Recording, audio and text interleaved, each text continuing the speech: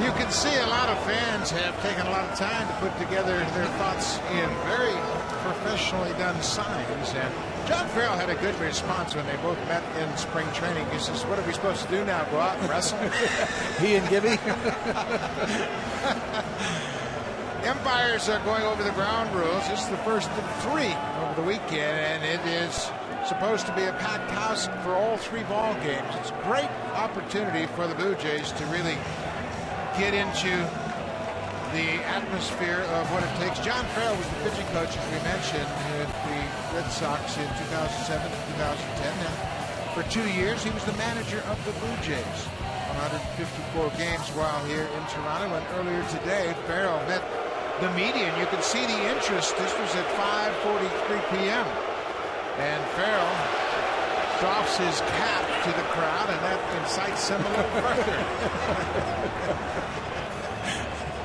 You can see the players are having a good time with it. They kind of knew what was going on here, and even the young fans have gotten into the act. Well, one thing I've noticed, and this is, Joe, he hasn't strayed too far from Johnny Gomes all afternoon, has he?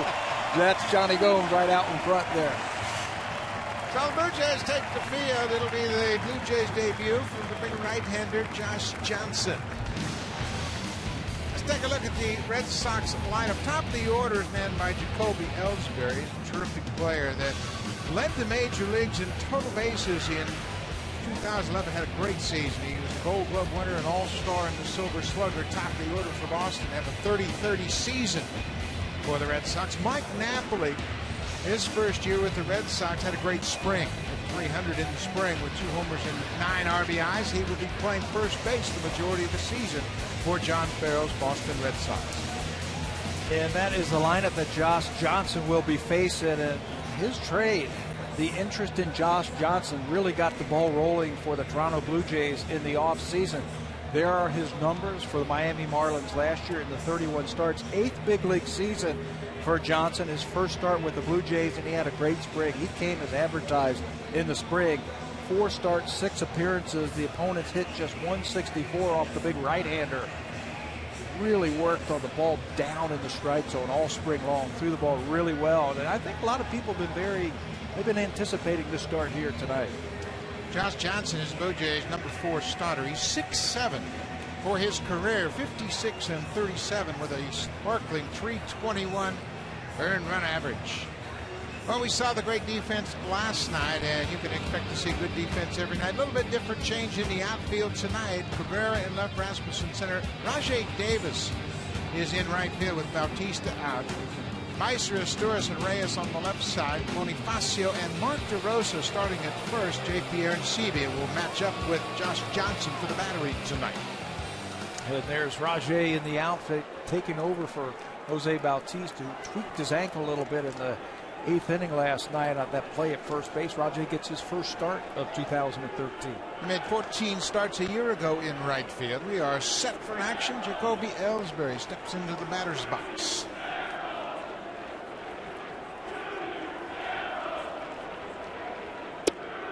Josh Johnson pounds the strike zone with a low fastball. We've seen it all spring long. He has come right after the hitters. One of the things that impresses me as I watched Johnson a couple of his starts this spring was his ability to spot the ball on the corner. Missed downstairs with that pitch. Josh Johnson is in his walk year. Pitching for the Miami Marlins. They weren't able to sign him, and the Blue Jays were able to pick him up in that 12-pair trade. Outside.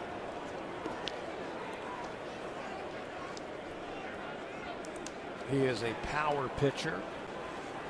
Doesn't have the type of power like he had a couple of seasons ago when we saw him with the Marlins. Still can rush it up there in the low 90s. Just off the plate outside. 3 balls and a strike to lead off hitter Jacoby Ellsbury. 6-1 against the AL East in 12 career starts, and he walks the leadoff man. Time now for the keys to victory, brought to you by Quaker State Real Durable Oil. Well, there are a few things I think that John Gibbons' team's got to do. First of all, Josh Johnson has to work downhill. And that's easy because, like you said, Buck, he's 6'7", and he's been doing it all spring long. You got to pick up the slack with Jose Bautista out of the lineup, somebody else has to pick up the slack for that RBI bat. And I think you need to get the early lead. This is a very deep and a very talented Boston Red Sox bullpen. Ellsbury with good speed at first.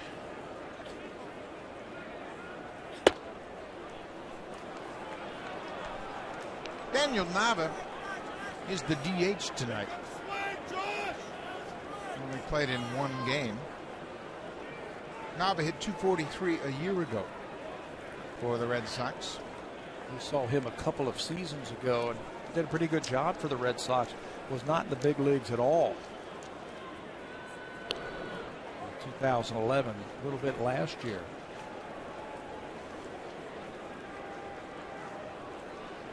As we saw from John Farrell last season, last two seasons with the Blue Jays, he'll push the offense. He will start runners, trying to create some opportunities on the infield. Ellsbury is not going, and there's a strike. Ball on the strike.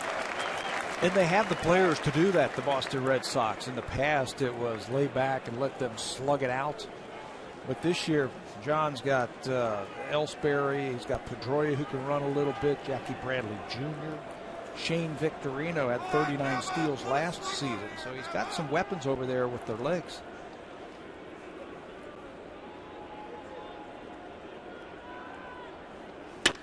On the ground, base hit up the middle. Ellsbury is going to stop at second.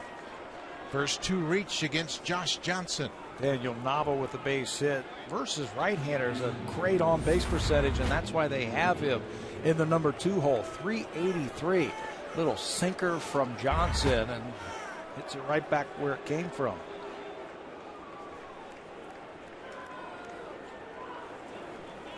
Arnie Baylor is the first base coach, taking the handguards from Daniel Nava. Dustin Pedroia, former Rookie of the Year, former MVP, heart and soul of the Red Sox, off to a good start.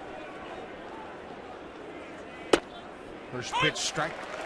I don't care who you are, how hard you throw, you got to pitch ahead, especially to a veteran team like the Red Sox. They like to work counts. We've been saying that for years, how they like to work counts, get deep into the pitch count of that pitcher and try and knock him out early.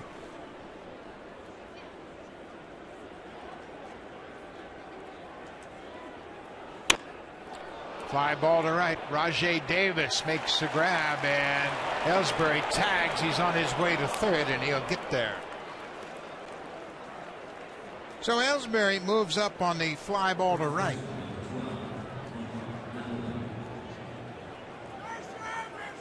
One out. Ellsbury moved the run over. Nava is still at first, and that's important for the Blue Jays as the double play is still in order. Yep. Pretty good base running there by Ellsbury. That ball's a line drive to the right fielder. Don't know if he would have done that with Jose Bautista in the outfield, but he moves up 90 feet. Now he can score on a long fly ball. Blue Jays infield a double play depth for Mike Napoli. Napoli signed as a free agent last year with the Texas Rangers. There's another first pitch strike.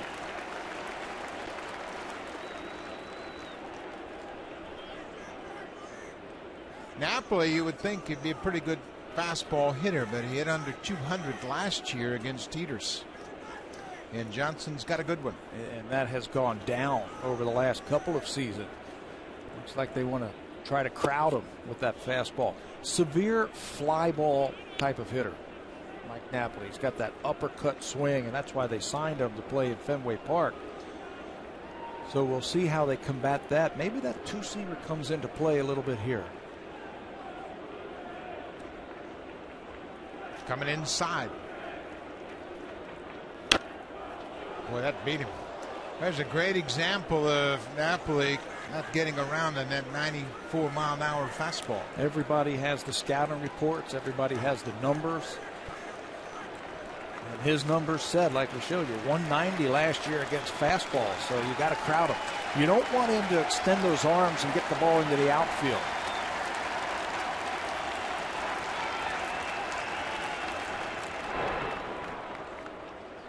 Nava doesn't run a lot. He was 3 for 3 last season in stolen bases.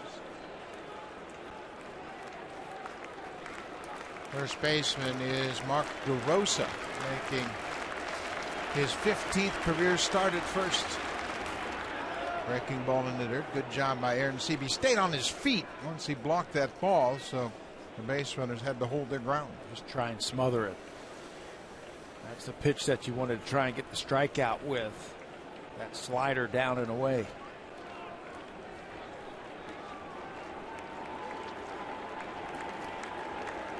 Ellsbury at third base with the leadoff walk. Nava is at first. He's singled. 1 out. Blue Jays looking for a ground ball. They'll take the strikeout. Napoli chased that high hard one, and that's the second out of the inning.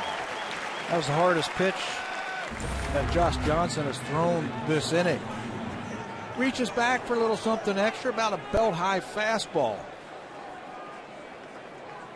Watch where it comes across the plate, and Napoli with that uppercut swing, swings right through it. Well, you could see that ball was past him before he got that bat through the zone. 2 down, switch hitting catcher Jared Saltalamacchia.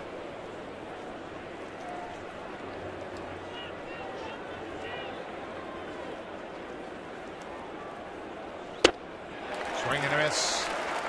This is where a catcher really has to guard against a short, wild pitch or pass ball. Jacoby Ellsbury's at third base, great speed. And with the left-handed hitter up in Saltalamacchia, Meister Stewart's third baseman is way off the bag. The rule of thumb, the runner can get as far off of the bag as the third baseman. And you can see how far he can come down that line. Another good fastball, and Saltalamacchia is in a hole 0-2.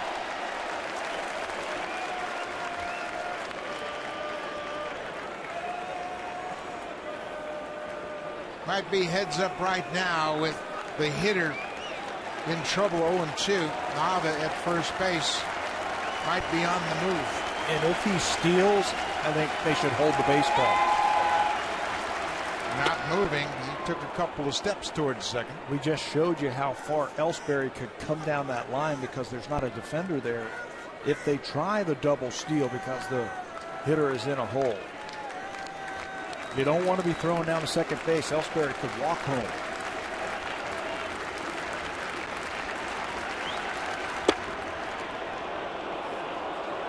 Just outside, it's 2-2.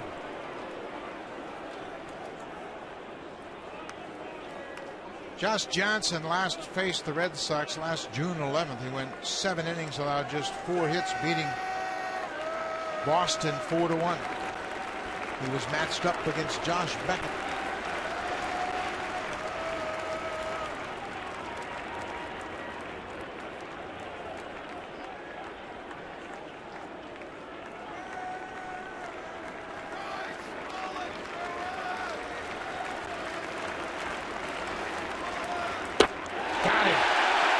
Johnson strikes out Jared Saltalamacchia to end the top half of the first.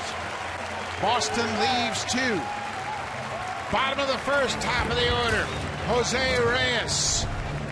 Emilio Bonifacio moves to the 2 spot, and Melky Cabrera batting third.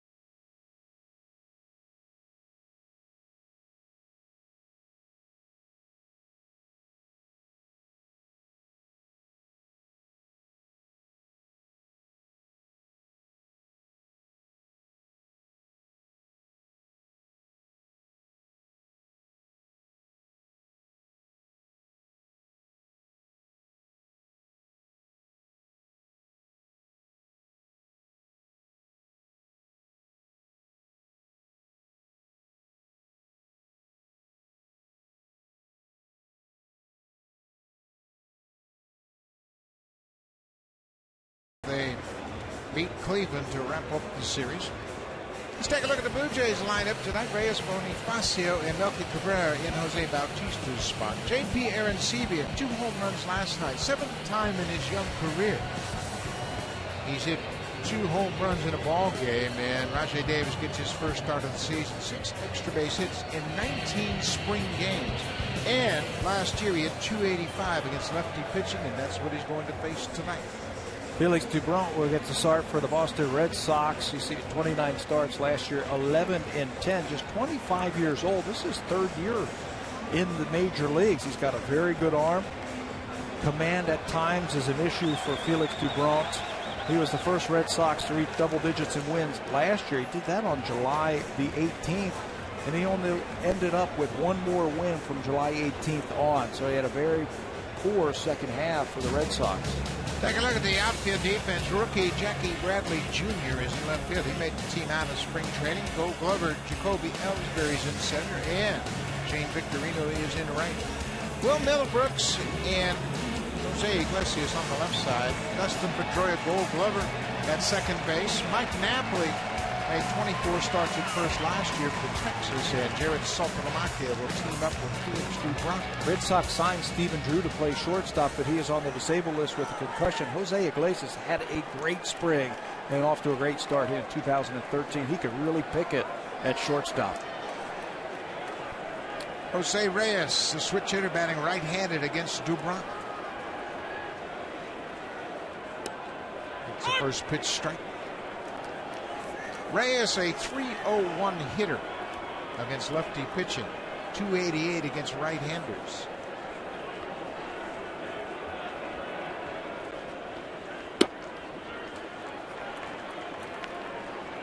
Reyes, of course, with great speed.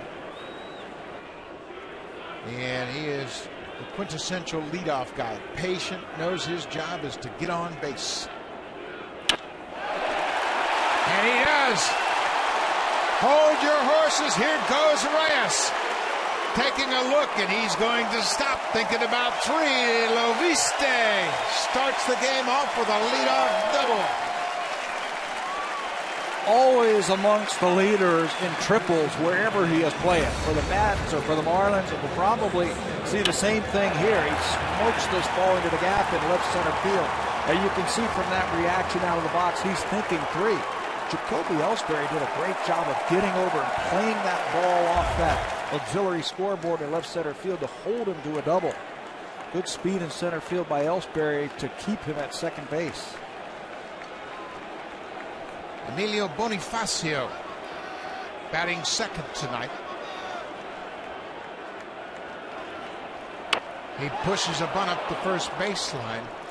Boy, the Red Sox showing an unusual defense in the first inning, with Bonifacio batting right-handed.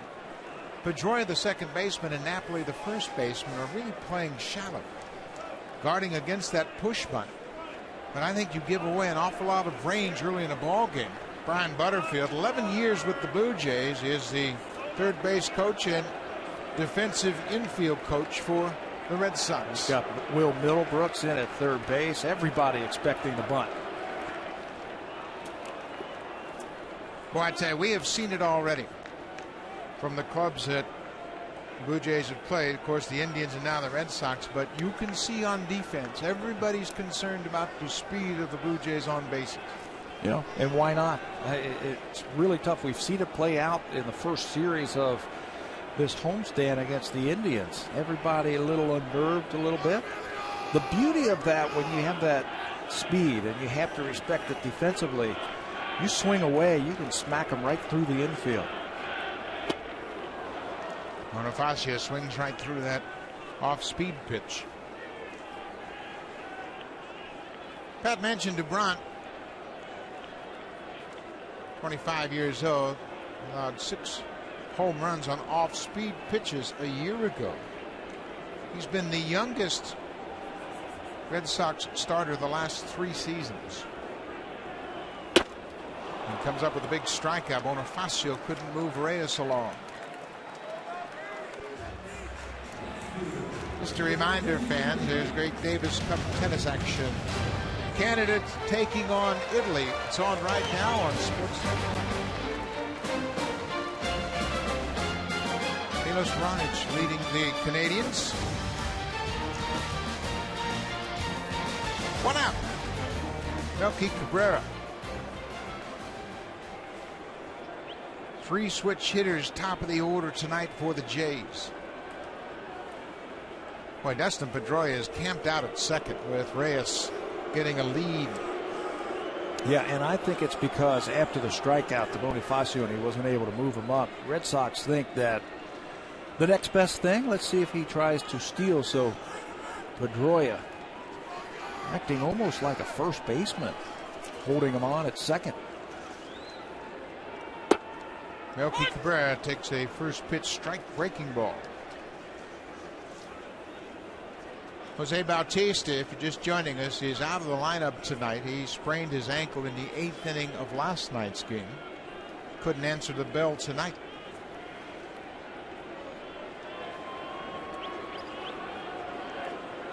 Big lead at second for Reyes. That ball gets away. Again, the speed is a distraction. Doubront had Reyes on his mind and throws it right past Saltalamacchia. Took a long, long time keeping his eye on Reyes. And then throws it in dirt. He wanted that ball up. You saw Saltalamacchia say, give me that ball up. He didn't get down very far. Threw him right into the dirt. So that'll work. That'll get the guy over. Boy, Reyes reacted very quickly. Once that ball hit in the dirt, he was off on the move. He's at third base now, 1 out. Infield is back.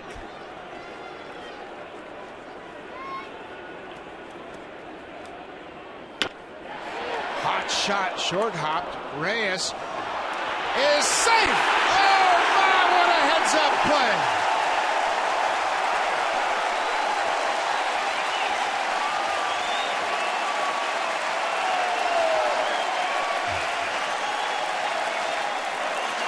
He caught young Will Middlebrooks, the third baseman, not real sure what he should do with that ball. If you remember last night, he scored from second base on a ground out. Watch him. He's going to go. As soon as he sees Middlebrooks look up, he's going to go. But then Middlebrooks says, if I throw this ball across the diamond, that's going to cost me a run. It's early in the game. Get the out. And now he can't get anybody. It's first and third and just 1 out. Boy, what a heads-up play by Reyes. And he's going home. Had he thrown that ball to first, he was going to score. And you can't teach that. First and third, 1 out. The dangerous Edwin Encarnacion.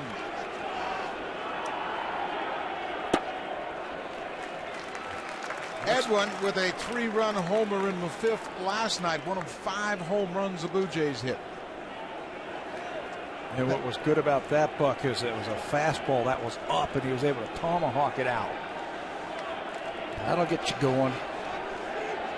First and third, 1 out.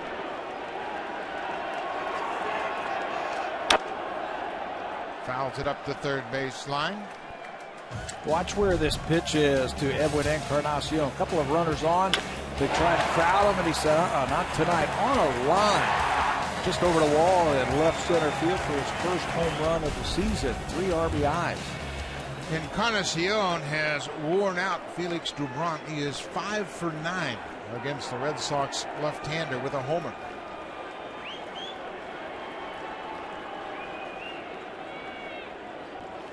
Off-speed pitch. It fooled him.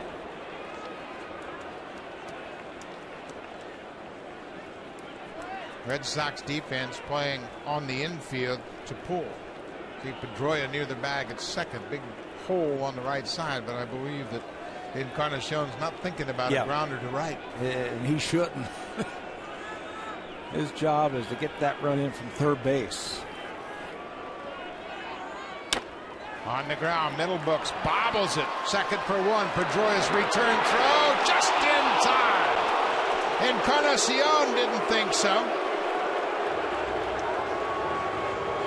The Blue Jays strand a base runner. The double play started by Will Middlebrooks at third.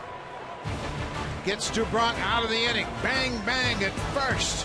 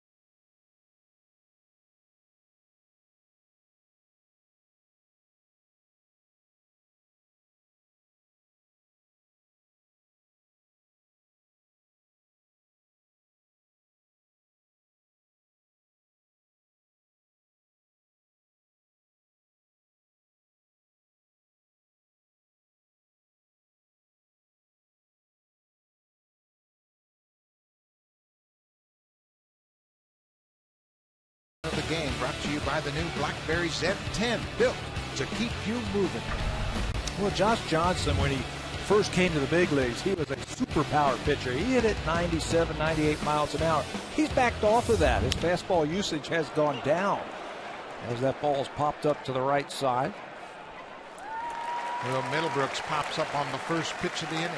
But his fastball usage for Josh Johnson has gone down the last 4 years, and I think it has to do with the development of a two-seam fastball that he is throwing a little bit more now that's sinking.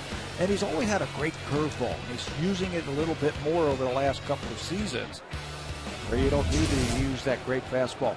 I think if he sits at 94, pump it up to 95, he'll just be fine. I was impressed with his good breaking ball that he has. Gets ahead with the fastball, Shane Victorino. Victorino obviously played several seasons with the Phillies. Last year he was traded to the Dodgers and finished up his year in LA. Pokes this one into left field past Sturis. Victorino's aboard. His 6th hit of the young season.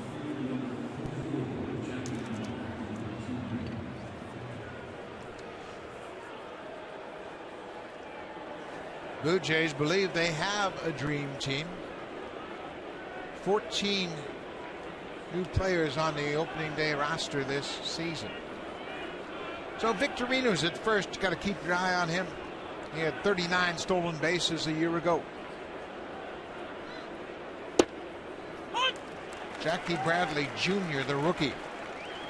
He was the 40th overall pick by the Boston Red Sox in 2011. He jumped AAA completely. Came up from AA right to the big leagues.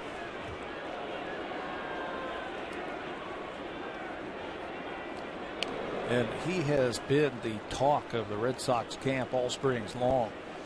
There was talk after he got up to such a great start. Is he going to make this team? Can he make it out of spring training? John Farrell and his group said, you know what, this guy's ready for the big leagues. And all he did was go into New York and have a pretty good series against the Yankees. Fouls this one off. He can really run. He is a center fielder playing left with Jacoby Ellsbury manning center. We saw him in spring training and he can really run the ball down. He's probably had as much hype as Jacoby Ellsbury when Ellsbury first came up. Ellsbury and Pedroia came up about the same time, and it's been a while since they've had another prospect that's created so much talk like Jackie Bradley Jr. On the ground, past DeRosa into right. Rajay Davis over to get it. Shane Victorino goes first to third, and back-to-back singles here with one out. John Farrell is back in town with the Boston Red Sox, and he met the media before the game. Again, I can fully respect and can understand the sentiment, the questions, and maybe what might transpire here tonight. That to me shows that there's a lot of passion here for baseball, and certainly fully respect all the changes that have gone on this offseason with the Blue Jays. I thoroughly enjoyed my time here. And he was greeted with a shower of boos when he took the lineup card out to home plate to start this game. Red Sox threatening again. Jose Iglesias gets hit by the pitch, and that will load the bases. Iglesias appeared to get hit on the right elbow, and he's in some pain.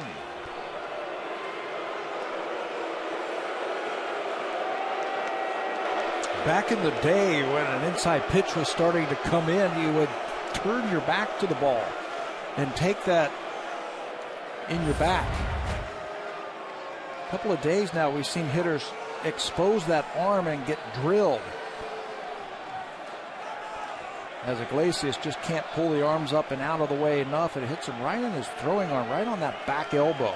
Yeah, and that's going to be a difficult injury for him to continue. It looked like it hit him right on the joint of the elbow on the inside.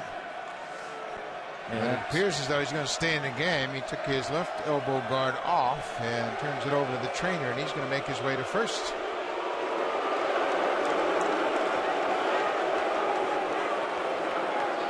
John Farrell, of course, is going to get that reaction every time he steps on the field, it appears.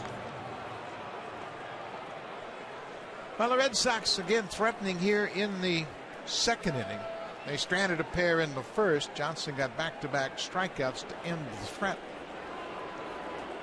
Jacoby Ellsbury, leadoff man. Ellsbury walked to start the game.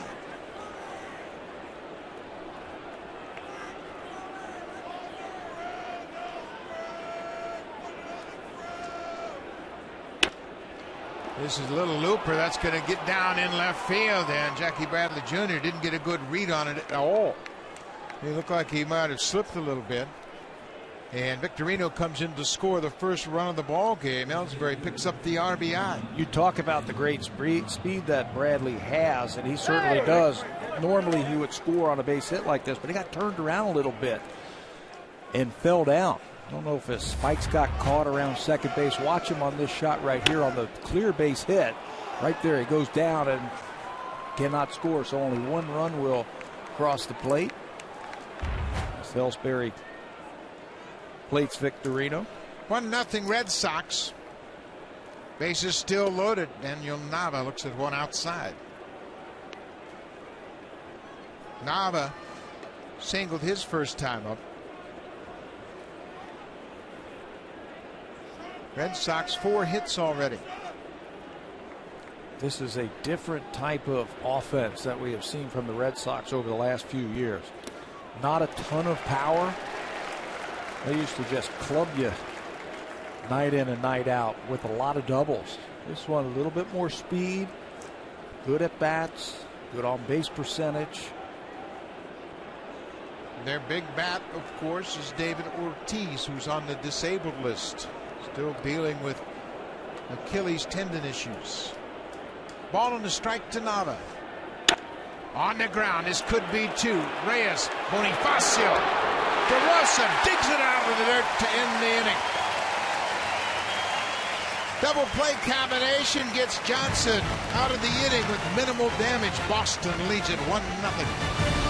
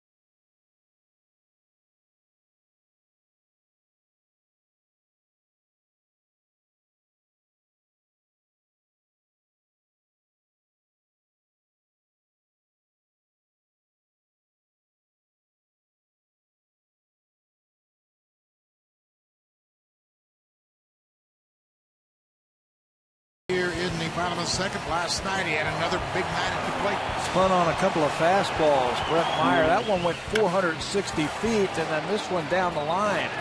He's able to stay inside of that one, extend through it, and keep it fair for another multi-home run game. Aaron Sebia talked about Chad Mottola going all the way back in spring training. They had worked together when JP was in Las Vegas, and he had his finest season as a professional. He had 32 home runs and drove in 85 runs, hit 300, was the MVP in the Pacific Coast League. Mottola was his hitting coach. One of the things that he has done a little bit this year, you can see the bat is a little bit lower. Last year he had it up a little bit higher.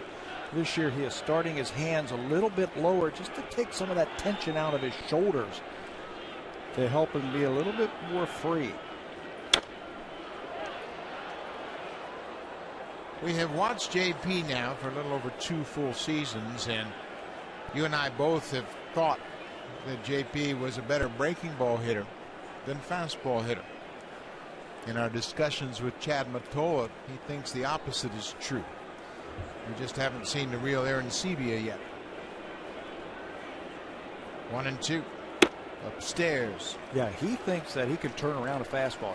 He is a fastball type of hitter, but his anxiousness, and I've talked about it the last couple of nights, about instead of going out and getting the pitch, letting it come to you, and then just turning on it and using your hands. That's what Chad Mottola wants to see, and that's what he's starting to see from JP. Out in front of that changeup, but he foul chips it and stays alive. You can see how Doubront is working Aaron Sebia away, trying to keep everything away from him. We have seen over the years Aaron Sebia's got terrific power to all parts of the field.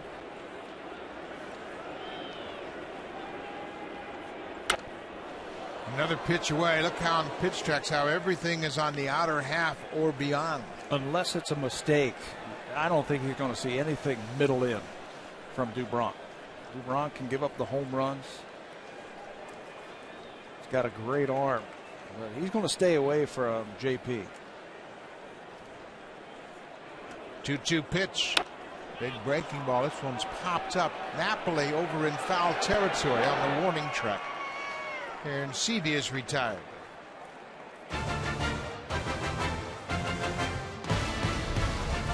Blue Jays on Sportsnet. Brought to you by the 2013 Honda CR-V, an IIHS top safety pick.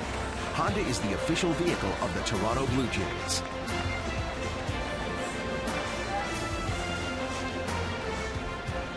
Jose Iglesias continues to deal with that sore elbow. He was hit by a pitch from Josh Johnson in the top half of this inning. I watched him in between the innings throwing the ball around the infield. It was very ginger, very guarded. First of all, he was talking to Brian Butterfield, and he says, "My arm is killing me." You can see it got him right on that elbow right there, and he's still wincing a little bit. Boston has a backup infield. Pedro Siriaco can play shortstop. The guy they planned on playing shortstop is on the disabled list. Stephen Drew was signed as a free agent from Oakland, and he's currently on the 7-day concussion disabled list. Siriaco is very capable of filling in. Good fastball on the inside edge. 1-0 Boston. Felix Doubront opened up against the Blue Jays last year in their home opener, April 9th. Boston won it 4-2. Davis lines it into center field.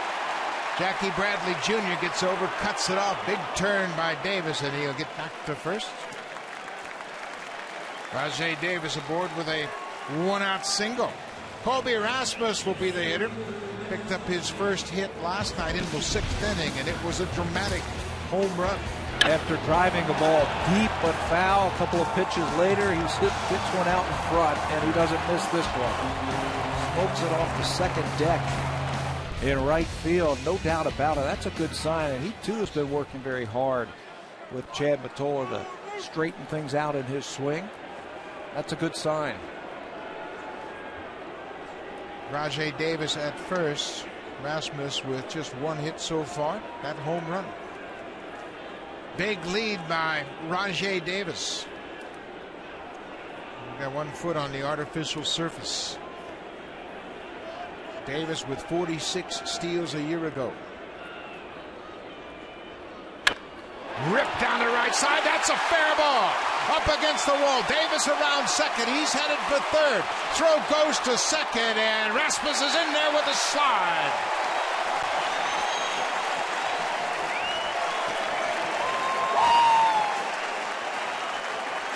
Off of the left-hander. He is ready as soon as he steps into that batter's box to take one and pull one. That one down and in, and he ripped it on a line to right field. Good speed, hustles his way into second base ahead of the throw. Davis was thinking about scoring when this ball went down the line, even though the throw went into second base. He's keeping his eye on Luis Rivera, thinking about scoring, and has to throw the brakes on. Rasmus hit 182 against lefty pitching last season. That was a beautiful swing against Doubront. Mark DeRosa, the first baseman, second and third, one out. DeRosa's a .294 career hitter against lefty pitching. That's why he got the nod tonight. Yeah, both he and Rajay Davis have done a good job the last couple of years versus lefty pitching.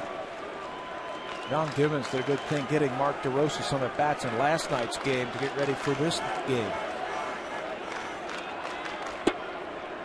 Breaking ball finds the outside corner. Good numbers against the Red Sox, including 3 home runs. Ball on a strike. Blue Jays are down by a run. 1-0 ball game.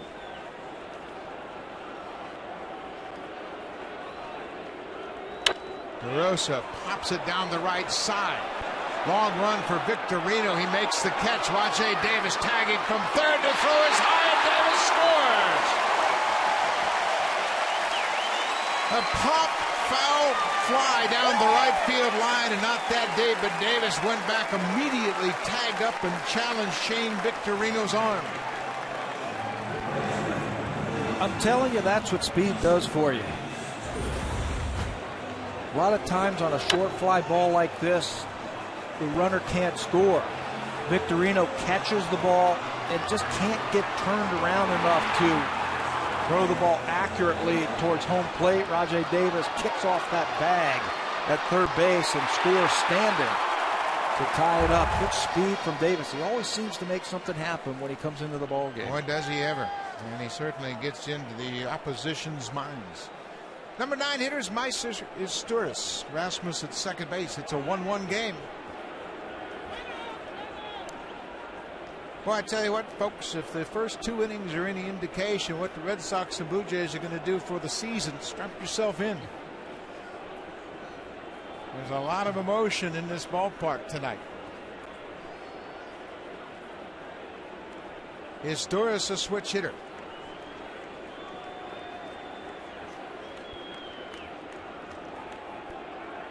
Upstairs. Blue Jays got a big win last night.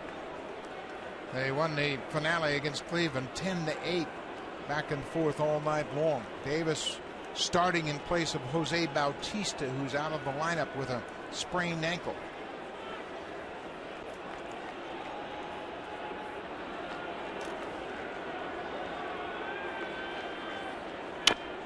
Off-speed pitch as Sturis pulls it foul. Meister Sturis was signed as a free agent in the offseason. Originally thought to be the guy that would play the majority of the time at second.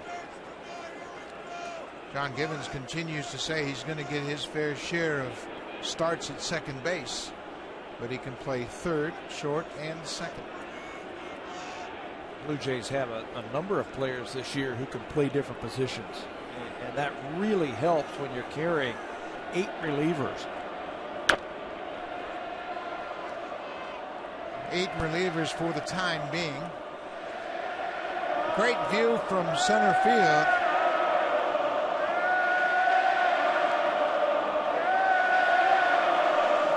Meister Sturis was in the lineup tonight, but there was a change right around batting practice time for the Red Sox game.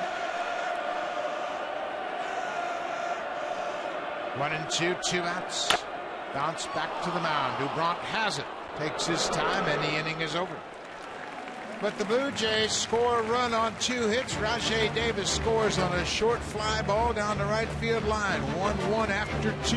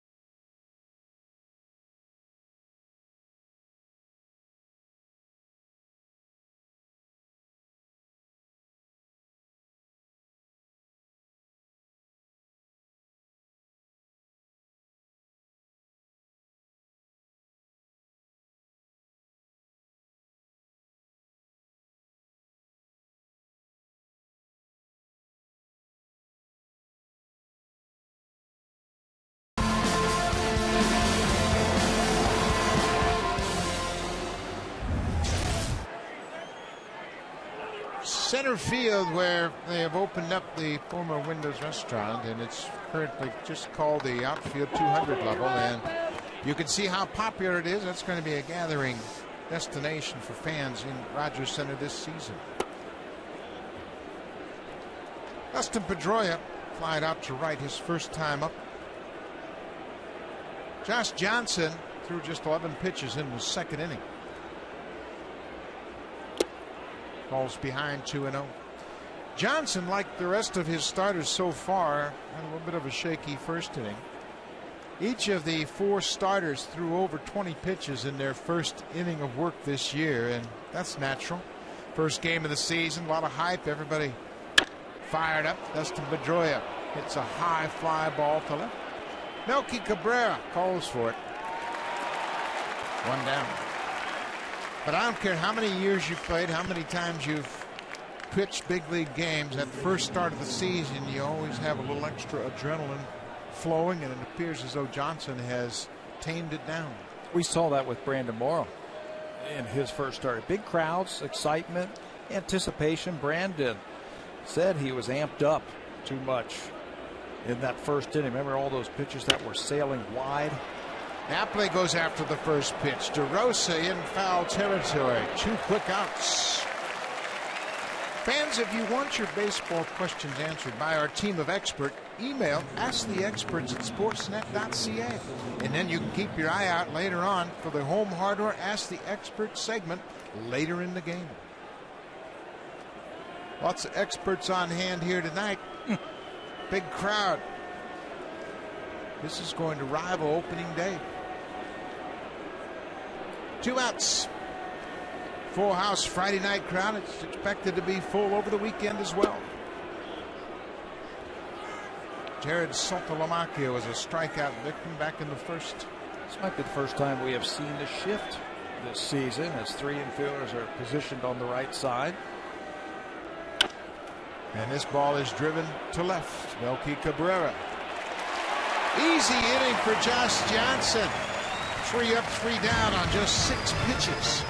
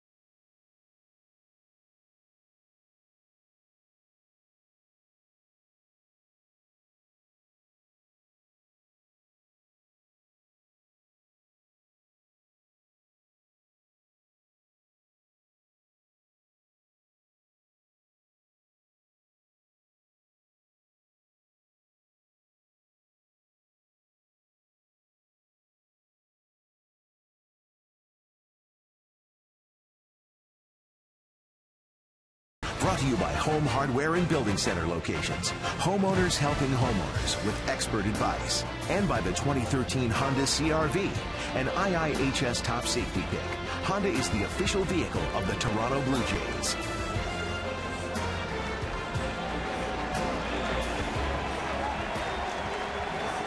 Josh Johnson, after throwing 20 pitches in the first inning, threw 11 in the second and just 6 in the third. Sending a message to his offense. Over to you, boys. Top of the order. Reyes, Bonifacio, and Cabrera. Reyes shows bunt. Love to watch the infield when a player like Reyes squares around the bunt. Everybody's moving. Everybody's got a spot to go to. Lined over the head of the shortstop into left field. Brantley cuts it off, and Reyes is 2 for 2. That'll bring Emilio Bonifacio to the plate, and Boney had a big night last night in the field and at the plate. More impressed with the glove. That's a big double play. And Blue Jays came back to score 3 runs after that, and this was huge with Darren Oliver, the bases loaded up the middle, takes away a hit, and then probably the prettiest play. He knows that Michael Bourne will lay back on balls like that, took advantage of it, and hustled himself in for a double.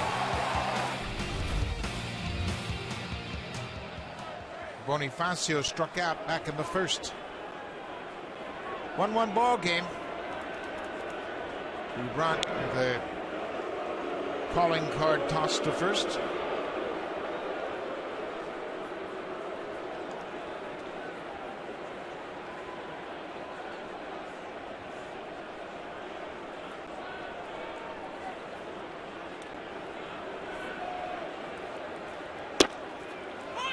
Saltalamacchia keeping his eye on Jose Reyes.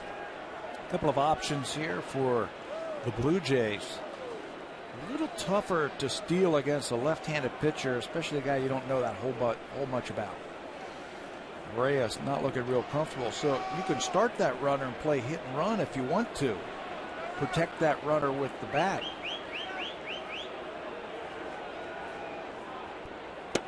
Breaking ball around the outside corner. John Gibbons trusts his veteran players to use good judgment, when to run. All throughout spring training, he only gave 5 offensive signs. Wanted to see what the players would do on their own. And he really liked what Reyes did last night, scoring from second base on that ground out. Doubront doesn't have a great move to first. No. He'll have to hold the ball and change his sequence to home plate, but that play we were talking about, we had a shot of him, John Gibbons, talking to Jose Reyes, and everybody assumed he didn't like that he ran through the stop sign. And Gibby told me today, he said, I didn't even know the stop sign was put up. I'm going to let my veterans take care of that. Doubront allowed 19 steals in 22 attempts last year. That was tied with Josh Beckett for the most stolen bases against for a Red Sox pitcher. So Reyes is trying to get a feel for when to go.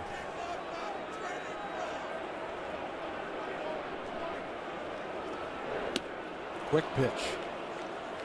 That's what I mean. He can vary his moves towards home plate. That time it was very quick. Trying to mess up the timing of Reyes over there at first base. That's why if you want to send him, even though he's got great speed, you can protect him a little bit by letting Bonifacio go ahead and swing away. Bonifacio in a hole, 1-2. Reyes with a big lead, not going. He strikes out. Bonifacio strikes out for a second time. Rogers customers can watch every Blue Jays game this season on Sportsnet live on your smartphone. Visit RogersAnyPlaceTV.com/sports to get started. And you can bet there are a few Rogers customers out there with their smartphones just checking out what we're saying.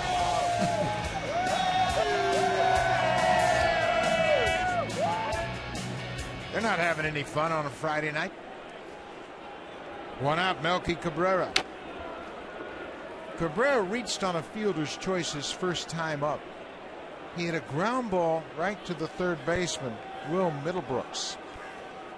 But Reyes, who was running from third base, jockeyed off the bag, and Middlebrooks didn't make a throw to first. He tried to catch Reyes at third, and all hands were safe.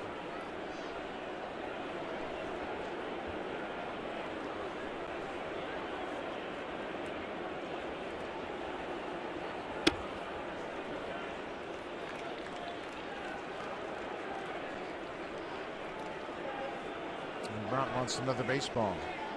1-1 ball game. The hits are even at 4 apiece. One of the goals that Felix Doubront wanted to accomplish this season, talked about him being a young pitcher. One of them is to throw less pitches.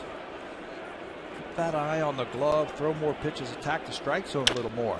Ground ball, glove by Iglesias. What a play. Boy, he comes as advertised. A wizard with the glove, and you can see he's favoring that right arm. He got hit by a pitch from Josh Johnson in the second, but he gloved it and unloaded in a hurry and got enough on the throw right on the money for the force out. Big league play by Iglesias at shortstop. They weren't real sure if he was going to hit, and he's had a great spring with the bat. He started it off with the regular season, and this is why he's in the lineup. That is a sensational play to get a very fast runner in Jose Reyes. And Doubront very appreciative of the effort of his shortstop. Saves him a hit. Edwin Encarnacion taps the off-speed pitch. That double play back in the first went 5-4-3 to end the bottom of the first. And now with 2 outs, we have seen teams position like this against Encarnacion. 3 infielders on the left side.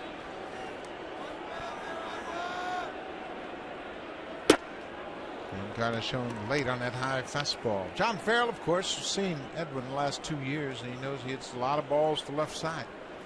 This is exactly the same type of defense a lot of teams utilize against Jose Bautista. We haven't seen it as dramatic for Encarnacion until Farrell moved Pedroia to the third base side of second.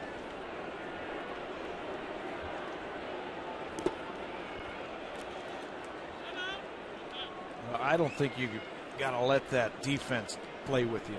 You still have to hit the baseball. I think your approach still has to be the same. If you're a big power hitter like Encarnacion or like Jose Bautista, you start guiding the ball around the field. That's exactly what the defense wants you to do. That's why they do that. Take your regular swing, hit it over them. Another ball bounced in front of Saltalamacchia.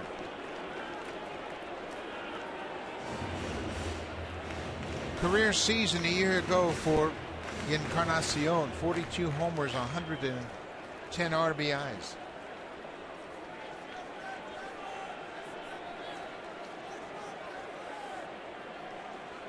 Hit his first of the season last night, a 3-run homer.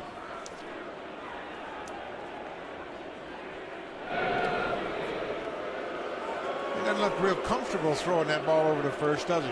I thought he was a little bit in between there. It looked like Saltalamacchia had called a curveball. Maybe he had a curveball grip and then just decided to throw over to first base, but a little bit in between from Doubront there.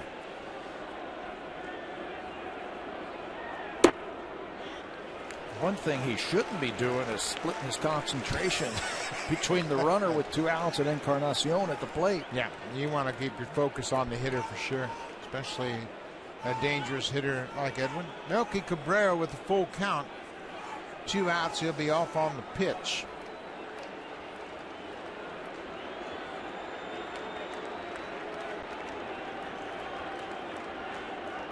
There goes Cabrera. Strike 3 call. Doubront strikes out Encarnacion, strikes out a pair in the inning. 3 strikeouts on the night. Great defense at shortstop. Iglesias, as Encarnacion is called out.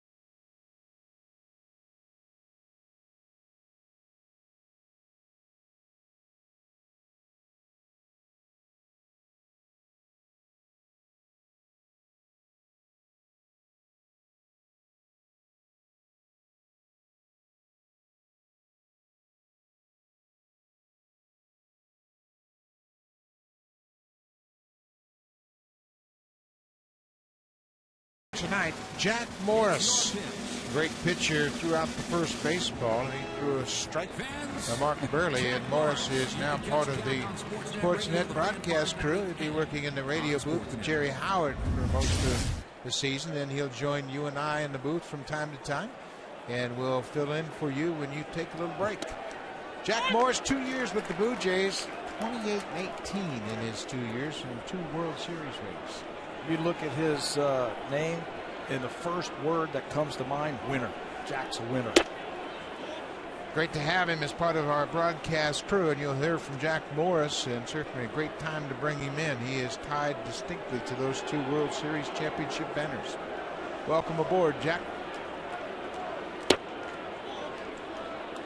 Josh Johnson falls behind Will Middlebrooks, 2 balls and a strike.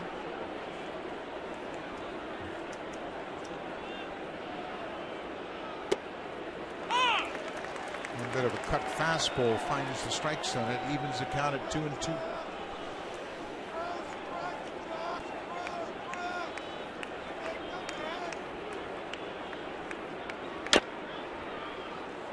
Good breaking ball. Yeah, one thing he is doing a little bit more of this year after I talked to Pete Walker, he said Josh is using his changeup a little bit more. He's not afraid to throw it to right-handers. I think that was a changeup right there. And he's got that 2-seamer that he's using, but he stays on top of the ball and really spins a good breaking ball. Fastball and foul chipped into the glove of Aaron Sebia. Middlebrooks strikes out.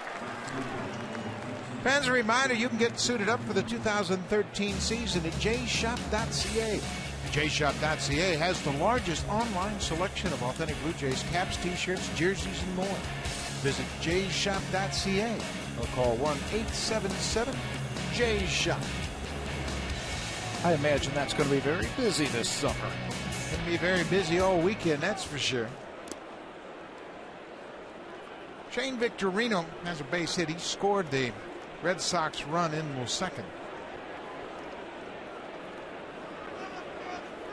He has seen Josh Johnson a lot in his time with the Philadelphia Phillies when Johnson was a member of the Miami Marlins. His single in the second gives him 13 career hits against Johnson, hitting over 300 for his career against the Blue Jays right-hander. He's now hit safely in the first 4 games of the season for the Boston Red Sox. Victorino started out his season with the Phillies. He was traded mid-season, went out to Los Angeles, finished up with the Dodgers.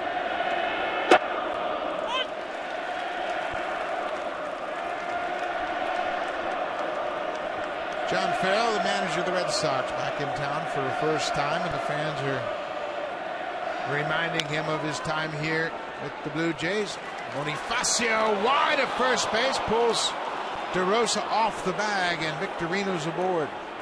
Bonifacio going to his left, had to turn back to his right to try to get the throw on the mark and missed.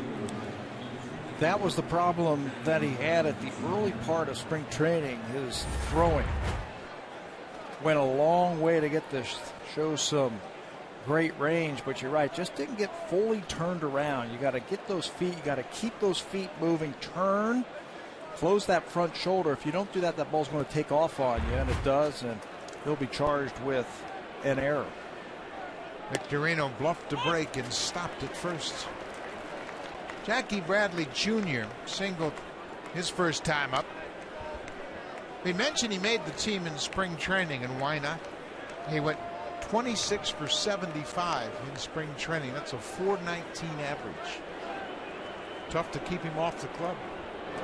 It reminded me a lot of Brett Lawrie's rookie season in spring training. Remember when John Farrell kept saying, why can't Brett Lawrie make this team? Had a great spring. Eventually went down to the minor leagues, and they came back up later. Bouncing ball to second. Bonifacio bobbles it, and all hands are safe. Back-to-back errors, and you can see Johnson give Bonifacio a little nod, said, you'll be all right. So 2 errors on 2 plays for Bonifacio at second. A little bit too quick right there. Trying to make up for it. Looked like a double play ball right to him. Too quick right there. Got to get that first out before you even think about number 2. In the glove, and it just pops out in the transfer from the glove to the hand. Bonifacio making just his 69th career start at second base. He has been versatile. He's played in the outfield. And he's making some adjustments to life at second base. Pinch hitter batting for Jose Iglesias is Pedro Ciriaco. Iglesias was hit by a pitch in the second and had to leave the ball game here in the fourth. Ciriaco takes one down and away.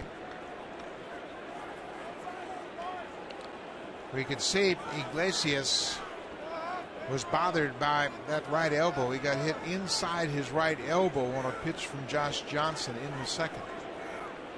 Just couldn't extend when he was trying to throw the ball around the infield. So they have a capable replacement here in Ciriaco. Can hit the fastball. So they give him the off-speed pitch. Yeah, that's the scouting report. Well, he is still in pain. Well, you can imagine, and you feel inside your elbow that bony elbow joint sticks right out there, and that's where he got hit, right on the inside of that right elbow. Ball on the strike to the pinch hitter Ciriaco. 293 a year ago, and he chases another off-speed pitch. Blue Jays sticking with that number 2, the breaking ball, because they know Ciriaco can jump all over anybody's fastball. First and second, great speed on the bases. Victorino at second. Jackie Bradley at first.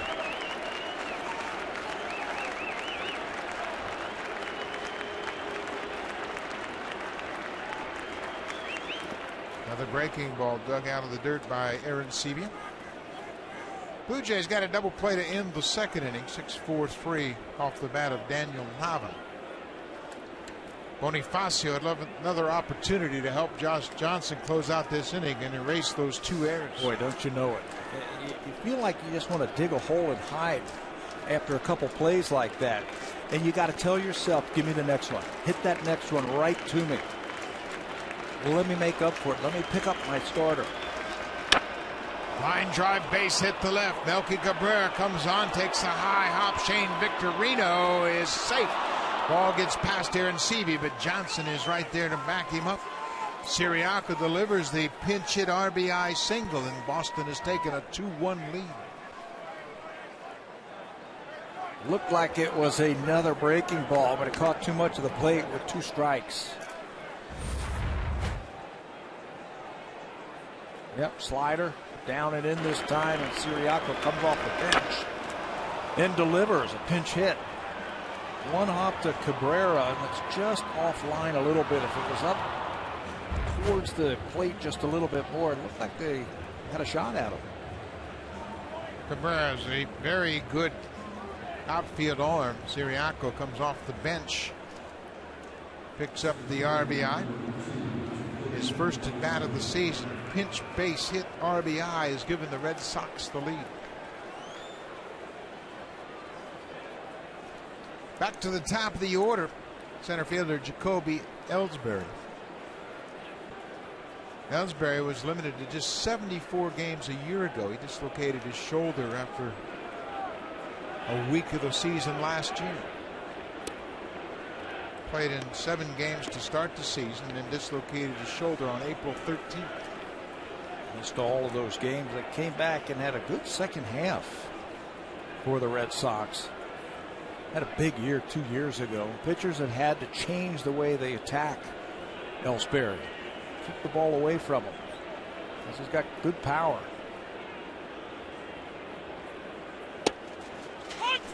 Takes his strike.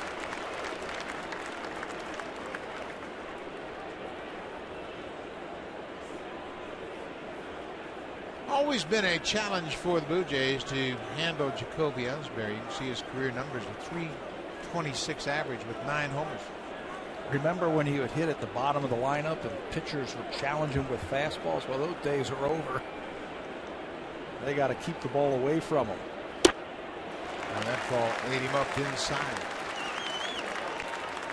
You mentioned his great season 2011. He was the Silver Slugger, won a Gold Glove, and was an All-Star. He also led Major League Baseball with total bases. And just for good measure, picked up 39 stolen bases. To go along with those 32 home runs he hit that year.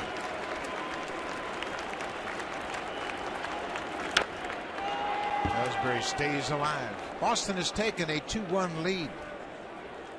Pedro Siriaco, an RBI base hit to left, drives home Shane Victorino. Couple of errors contributing to the Red Sox run. Good teams take advantage of that. When you give them extra outs and innings, they'll find ways to push those runs across.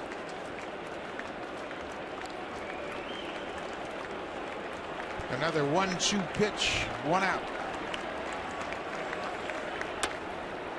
Boy, that's an emergency hack if I've ever seen one. I don't know how he got contact on that ball. Like it bounced right on home plate. Yeah. Watch this curveball once again. I think it did. It's a wicked googly. He put the old cricket swing on him. Quite a battle going on. Josh Johnson trying to finish off Jacoby Ellsbury.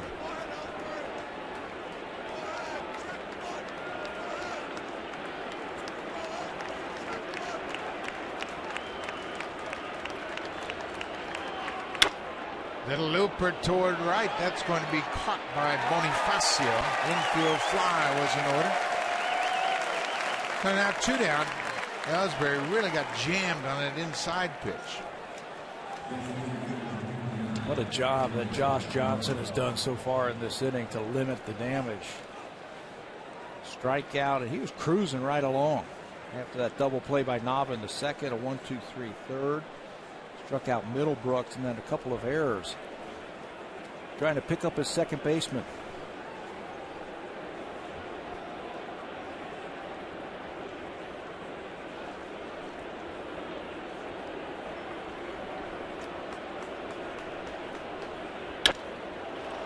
Fly ball off the bat of Daniel Nava. Rajay Davis had to go to a knee to make the catch. The ball was dying on him. So Josh Johnson once again gets out of the inning. A couple of errors by Bonifacio. It'll be Aaron Sevius starting things off. Rajay Davis has singled and scored, and Colby Erasmus has a double.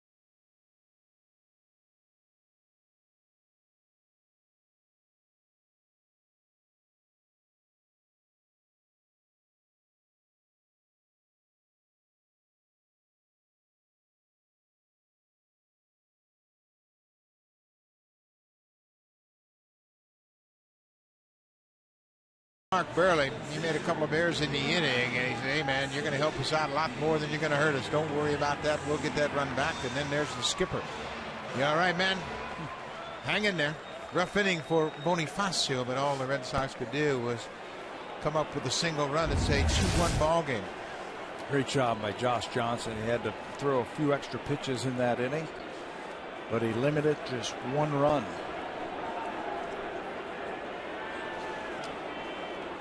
Catcher J.P. Arancibia takes one downstairs. J.P. fouled out to the first baseman his first time up.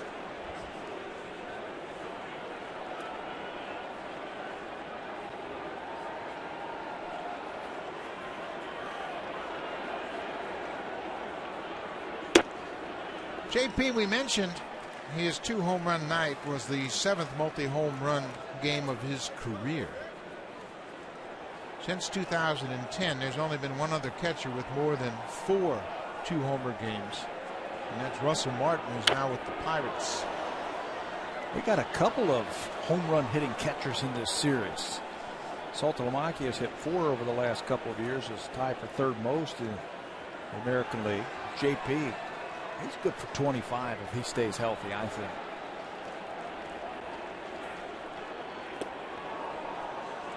Trying to hit another one there, but Doubront crossed him up with the off-speed pitch. Arancibia has a home run against Felix Doubront.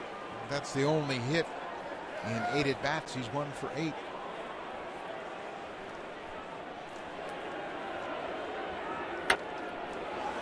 He fights off that inside fastball. Doubront, we've mentioned he's just 25 years old, and for his career, he's averaged 9.03 strikeouts per start. Pretty consistent, his ability to rack up the strikeouts. He led Boston last year in strikeouts. Arancibia tried to check, but he went too far, according to James Hoy. Arancibia doesn't think so. Probably asking, hey, get a little help, but James Hoy says, no, I saw it all the way. You mentioned the strikeouts. This is number 4 from the side, high fastball. And JP says he held up, and he might have. Yeah, sure looked like it from the side. Rajay Davis getting his first start of the season in right field tonight.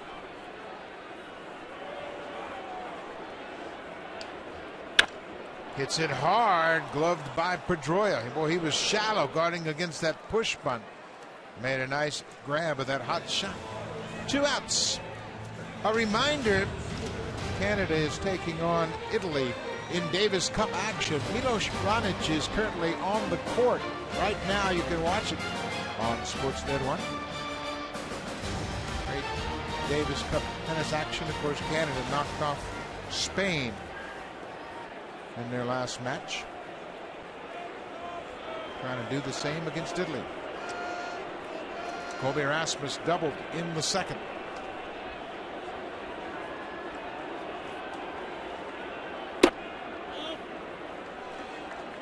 Rasmus had a career high in home runs and RBIs a year ago, but hit just 223. But boy, oh boy, you watch him day in and day out. There is so much talent wrapped up in that body. Ball jumps off his bat. Right now, he's starting to get some good rhythm at the plate. Just watch how he takes pitches. Ball looked like it was outside on pitch tracker. It was called a strike.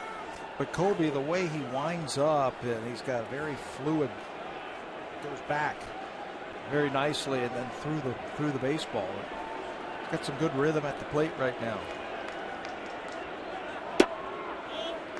Had a good look at that ball inside. 2-1. Chad Mottola customizes his approach to each hitter. And it's interesting how he is learning about Colby Rasmus.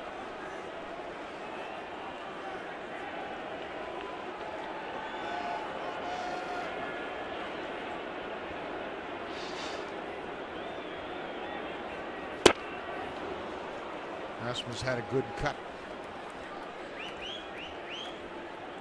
Chad Mottola will do drills with Colby Rasmus where he gets his legs involved. He moves the tee around and he's got to walk into the swing. The whole thing about that is he wants to have him get a good rhythm and use his legs just a little bit more. It's very interesting. 2-2 pitch. Outside. Doubront thought it was strike 3. He had gotten the call earlier in this at bat on a similar pitch. Yeah, based on the second pitch of this at bat, which was called a strike, that pitch was a little bit better. You could see on pitch tracks over there, 2 is a little bit further outside the number 5. 2 was called a strike. Full count, 2 outs. That's strike 3. 5 strikeouts, 2 in the inning. Red Sox after 4 lead it 2-1. Now it's time for a Blue Jays Central update. Here's Jamie Campbell and Greg Zahn in the Blackberry broadcast studio.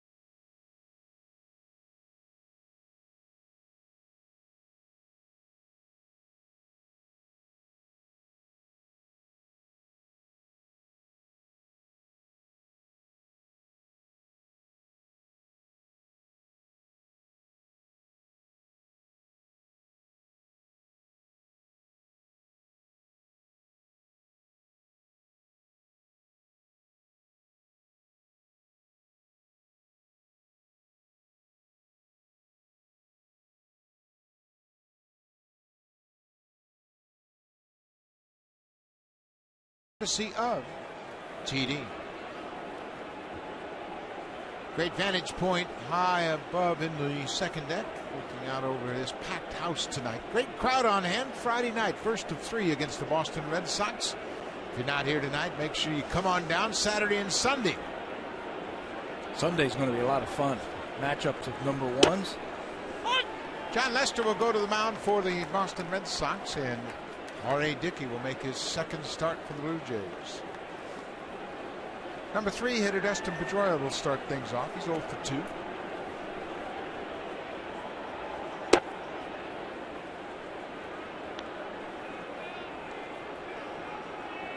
Josh Johnson got off to a great start in 2011. Finished up the month of April 3-0, and he was named the National League Pitcher of the Month in April. On the ground, up the middle. Reyes can't get it. Pedroia's got a leadoff single.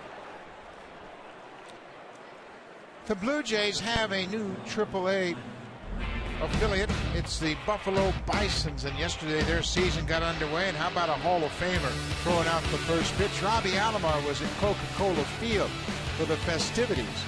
The Blue Jays sent a nice contingent of front office people down there. Paul Beeston, Alex Anthopoulos went down. Anthony Gose had a 3-hit game, and the Bisons won their opener. They actually had another game this afternoon, and Gose is off to a red-hot start with the bat. I think that's going to be a great working agreement, great marriage between the Bisons and the Blue Jays.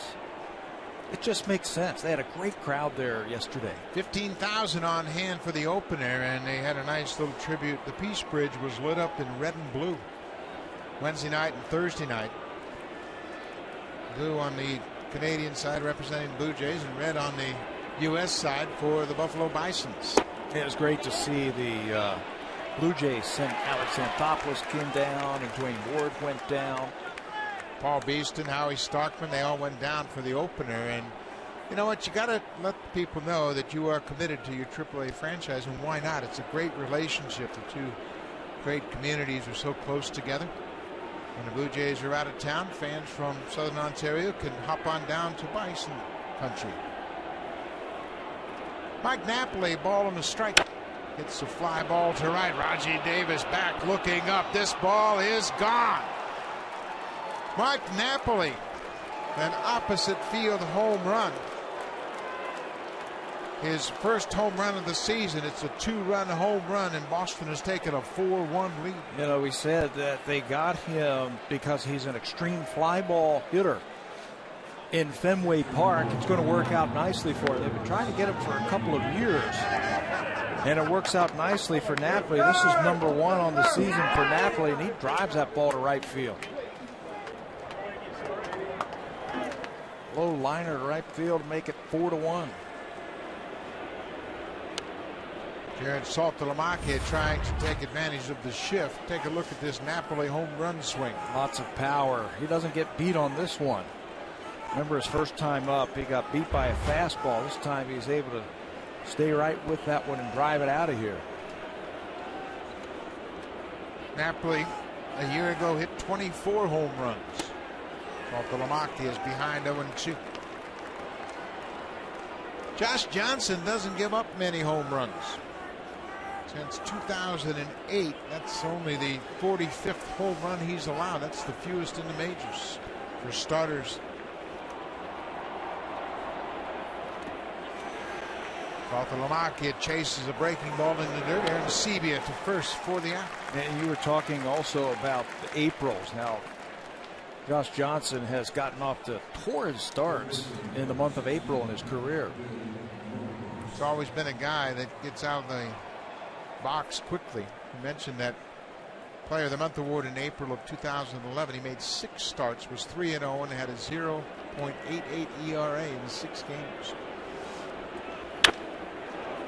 Bonifacio up the middle in plenty of time to get Middlebrooks.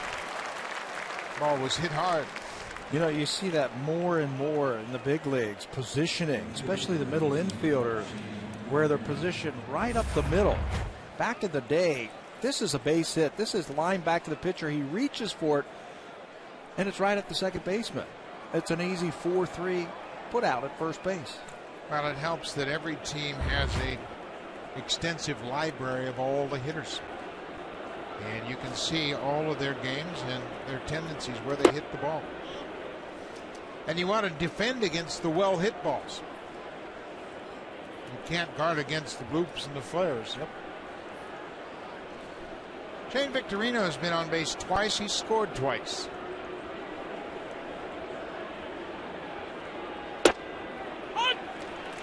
One and one.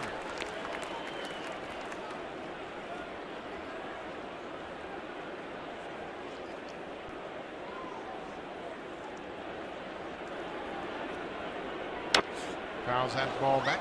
Victorino is now 32 years old. Actually signed with the Dodgers. And he was taken by the Padres in the Rule 5 draft in 2002. Went back to the Dodgers the next spring. And then the Phillies took him in the Rule 5 draft in 2004. Had a good run with the Phillies.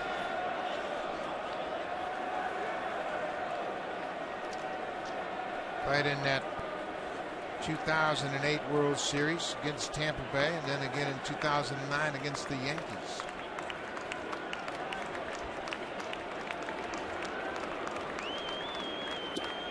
Well inside off the plate. So these two know each other very well. Josh Johnson pitching in the National League East. Shane Victorino played 8 years in Philadelphia. Center fielder who is now playing right field. We saw that in the last series with the Indians. 3 center fielders in their outfield and played very well. Full count.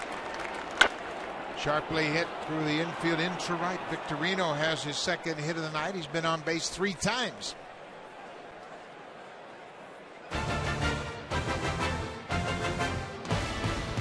The 2013 Honda CR-V, an IIHS top safety pick. Honda is the official vehicle of the Toronto Blue Jays.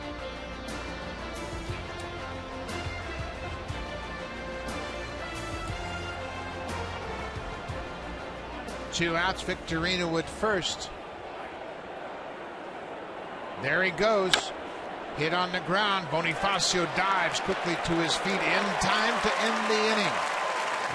Shane Victorino It's a 2-out base hit. The Red Sox take a 4-1 lead on a 2-run home run by the first baseman, Mike Napoli. His first home run of the season has given Boston a 3-run lead.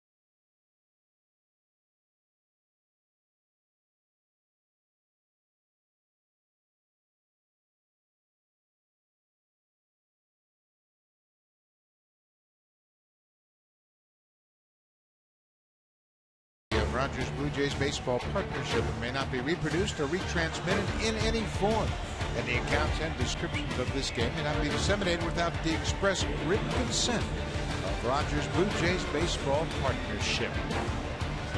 Big crowd on hand on a Friday night here at Rogers Center. And why not? A lot of excitement surrounding this ball club this year. A lot of changes, a lot of new faces, and everybody has high hopes for this ball club. Mark DeRosa fouls off the first pitch from Felix Doubront. Blue Jays have been out hit by Boston 8-4.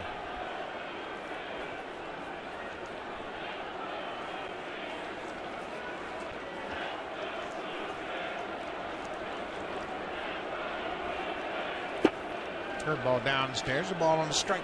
One of the things that Doubront wanted to do in the offseason as he got ready for this year, he wanted to make sure he can get into the 7th inning and be under 100 pitches. Felt like he threw way too many pitches last year, wasted too many bullets. It's not unusual for a young pitcher as they're trying to get their feet on the ground and give the hitters way too much credit when you find out that you're out of the game entirely too early. Throw less than 100 pitches and work 7 innings. If you do that, you're going to be fine. DeRosa drives it to center. Ellsbury on the run. This ball is gone off the top of the fence and out of here.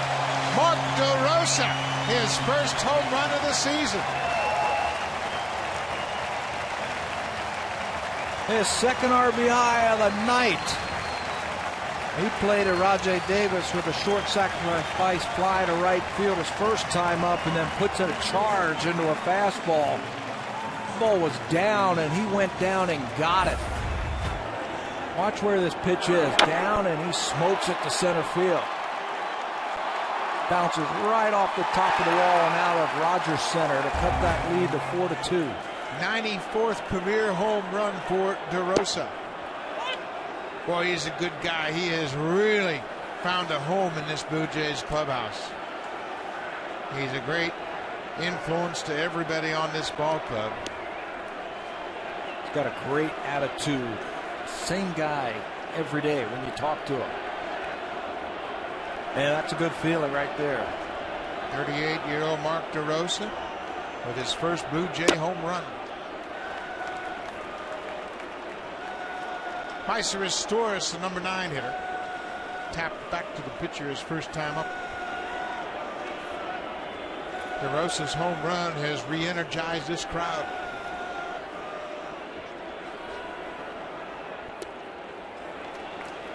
3-1. They're all standing once again. Boy, give them something to cheer about, right? Red Sox have lulled them to sleep before that home run. Get them fired up. They're up all the way down the left field line.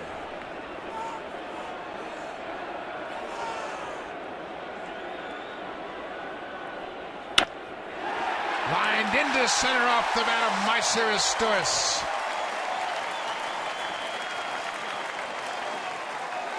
When you play, when you get a chance to play, you want to do something, and Mark DeRosa's doing it. Watch him again, low fastball. Drop the barrel of the bat right on the ball. Power that ball out to right field.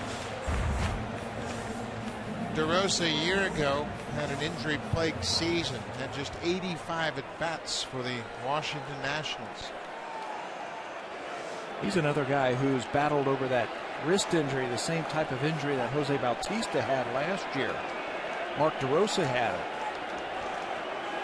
He dealt with it 3 different times, had it operated on twice. DeRosa's first home run since April 5th, 2010, as a Giant against the Astros' Tim Burdick. Jose Reyes. Reyes can feed off this crowd. He's 2 for 2 already tonight.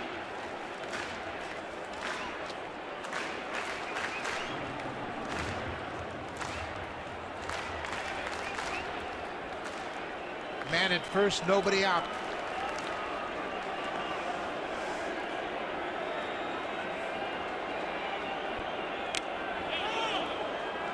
Check swing, foul, back to the screen.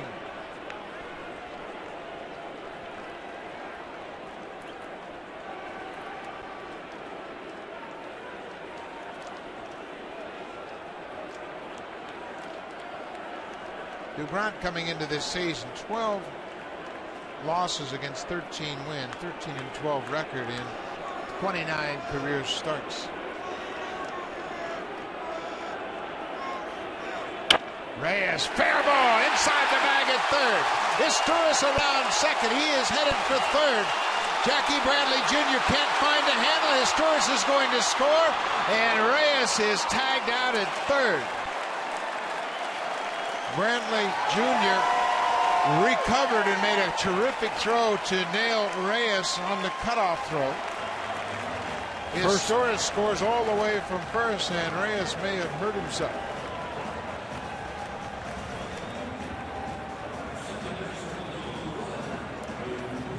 First time through for a young player out in the outfield. Got to get used to all the nooks and crannies of these ballparks. Curveball lashed down the left field line, and Reyes is thinking 2, possibly 3.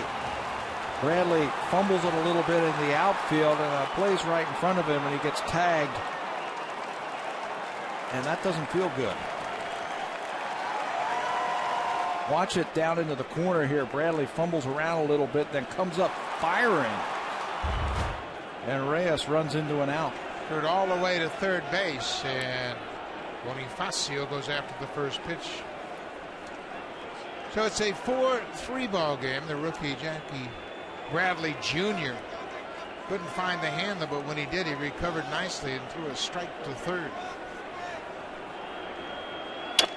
Bonifacio off the glove of Siriaco into center field.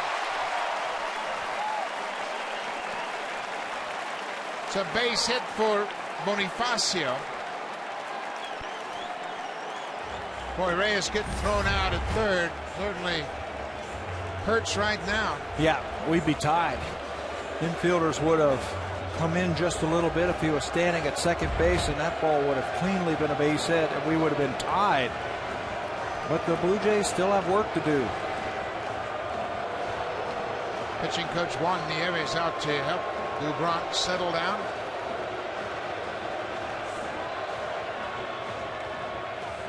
Fans, a reminder, you can come out tomorrow. Be a packed house once again as Junior J Saturday returns to Rogers Center. It's presented by Boston Pizza.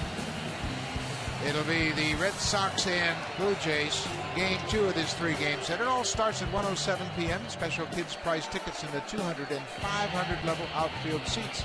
After the game, kids 14 and under can run the bases just like the pros. Call the Blue Jays at 416-341-1234 for tickets. Log on to BlueJays.com. Stop by most Rogers Plus locations. Bonifacio at first. Melky Cabrera takes one outside. 4-3 Boston Red Sox lead it.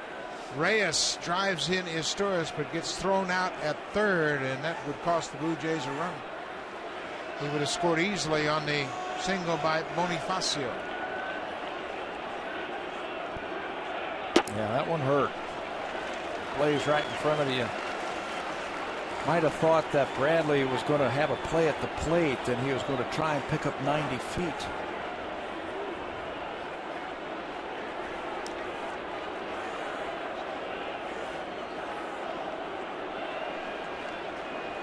Two and 0, 1 out. Fly ball into right field. Shane Victorino has the beat on it, makes the catch, 2 down. Boy, these two ball clubs back and forth all night long. Mark DeRosa started the inning off with his first home run as a Blue Jay, dead center field. His 94th career home run. They were able to turn the lineup over then. Home run and then a Sturris single, and it was set up for a big inning. Edwin Encarnacion 0 for 2 with a strikeout.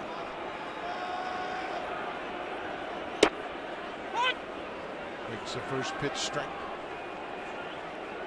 Again, the Red Sox utilizing the dramatic shift, 3 infielders on the third base side of second.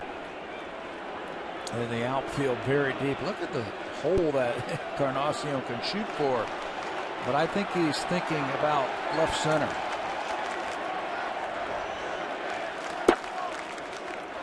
Down and away.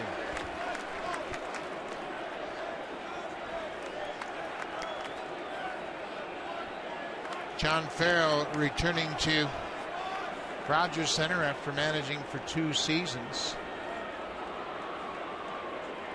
His club is up 4-3. Hits are even at 8 apiece. Ball is bounced foul.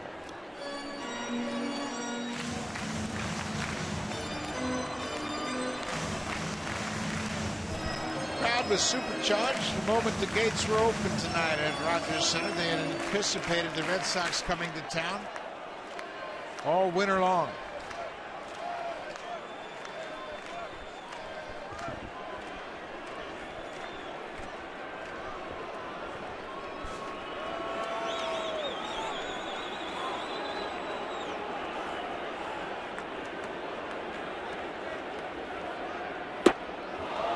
Encarnacion goes after that high fastball. That's 6 strikeouts for Doubront.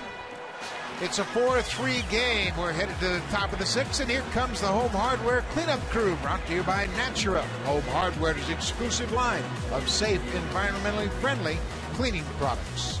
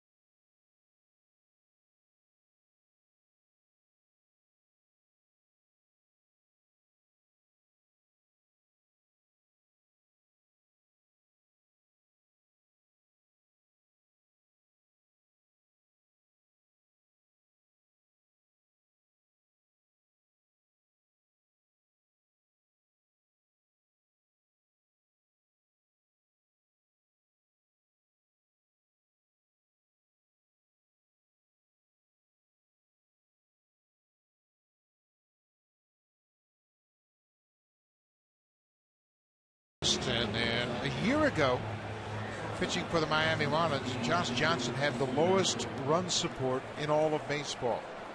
When he pitched, his team scored him just 2.92 runs per game. Tough to win. That's why he had such a great earned run average last year and a losing record. He lost 14 games last year, and his ERA was under 4. Give you an idea, Felix Doubront had a run support average of nearly 7. Certainly helps to have a few runs to work with. Pedro Siriaco came into the ballgame as a pinch hitter in the 4th, batting for Jose Iglesias, and had a pinch RBI single. Drives this ball to center, and this ball is trouble. Over Rasmus all the way to the wall. It stays in the ballpark. Rasmus plays it off the fence, and Siriaco's 2 for 2. That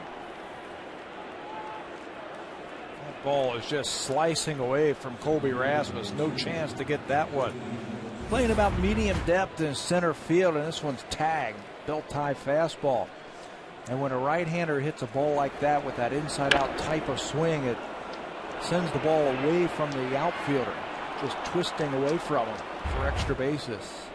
Siriaco had a big spring, 351 in 17 games. Last year, he had 293 for the Red Sox.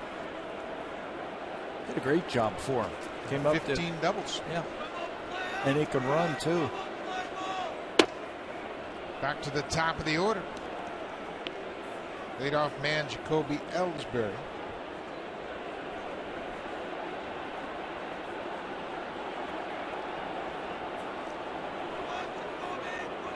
Looking for a ball right here that he can pull to the right side. I think that's why Johnson's going to stay away from him. Jay Biancini is out to talk to Josh Johnson, and while he does that, the Blue Jays bullpen will start to go to work. Pete Walker checking his charts. Blue Jays have used their bullpen a lot early in the season. They used 5 relievers in last night's game, 5 in the game on Wednesday night. And the one guy we haven't seen this year, it's up. Jeremy Jeffers. Blue Jays acquired Jeffers from the Kansas City Royals. 3-0 to Ellsbury.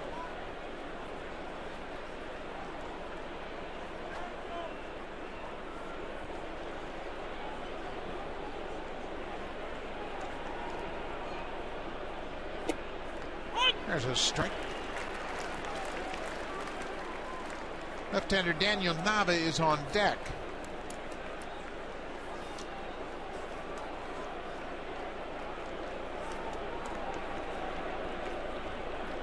Aaron Loop has worked in 2 of the 3 games this season. He pitched 2/3 of an inning in last night's game. He should be available. Aaron Oliver has worked in back-to-back games. Brett Cecil we saw on opening night threw the ball really well, and he's had a couple of days off, hasn't gotten in the last couple games. I'm sure he is available. Right on the corner, 3-2.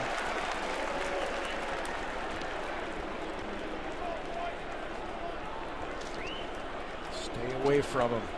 You know he's trying to yank that ball to right field.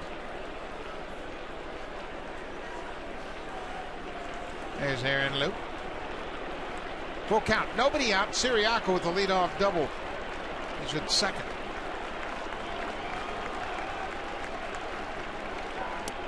Cut on and missed. Ellsbury chases a hard breaking ball down and in.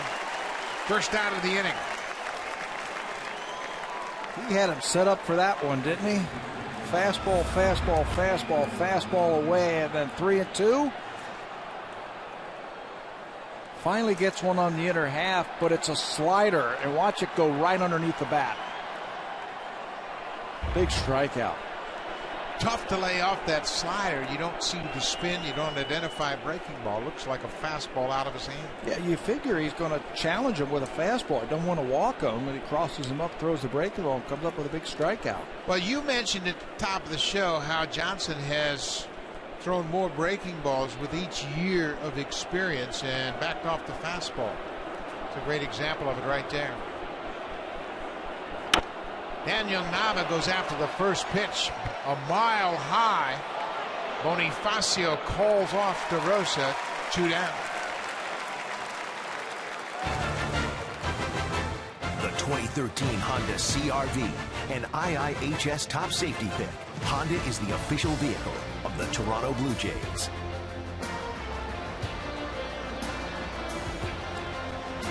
Beautiful CN Tower right next to Rogers Center. Heck of a ball game here tonight. Boston with a 1-run lead.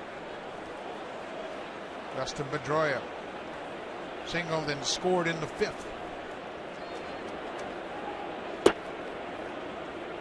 Wide breaking ball. What a player Pedroia has been. He's been having to prove himself ever since he left high school. Nobody believed he could be successful given his height, but you can't measure his heart. No, it's as big as Pedroia. He brings it every day to the ballpark. 8 seasons now for Dustin.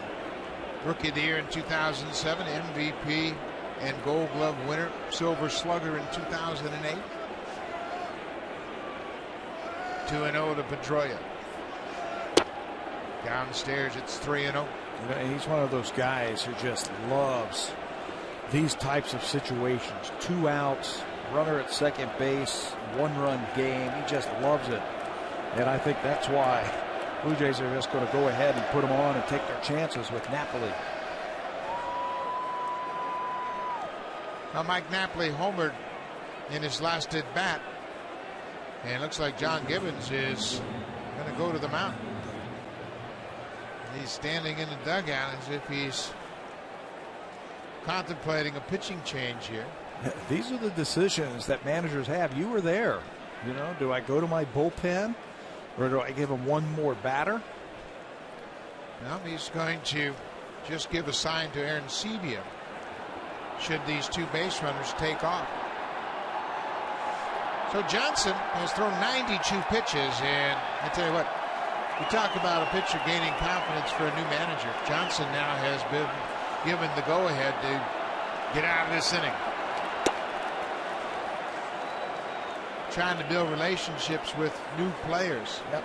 And this is where you reach back, I think, if you're a pitcher and you say, you know, I'm probably getting close to the end right here. Give me everything you got in the tank to get out of this inning. This is a big at-bat for the Red Sox. Breaking ball missed.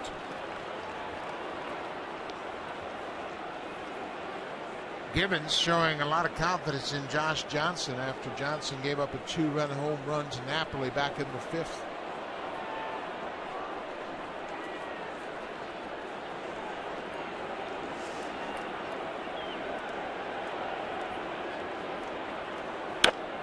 Meets him with a fastball, fouled it back. He wasn't trying to hit a soft single to right field. Here is the home run from Napoli just last inning.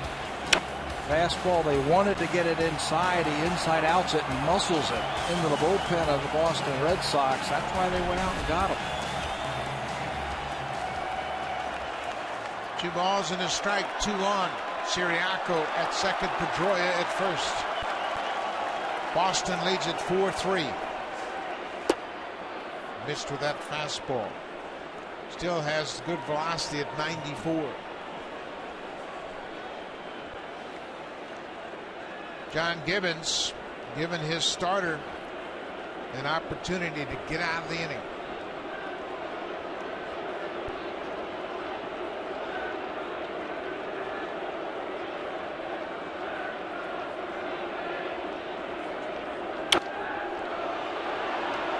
Pop up right side into the seats.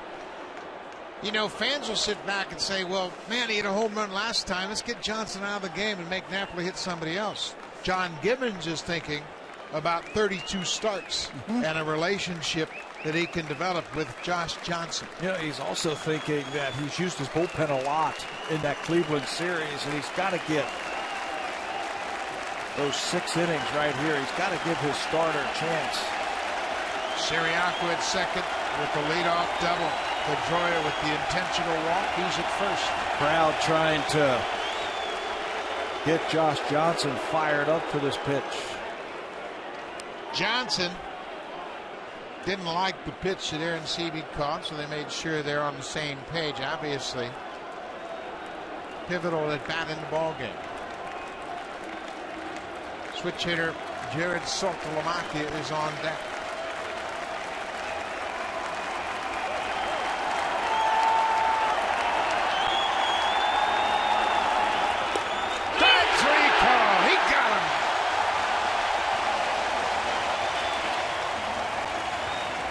Josh Johnson, his 6th strikeout. The Red Sox strand 2 more. They've left 9 on base. A breaking ball catches the inside corner. It's still a 1-run game.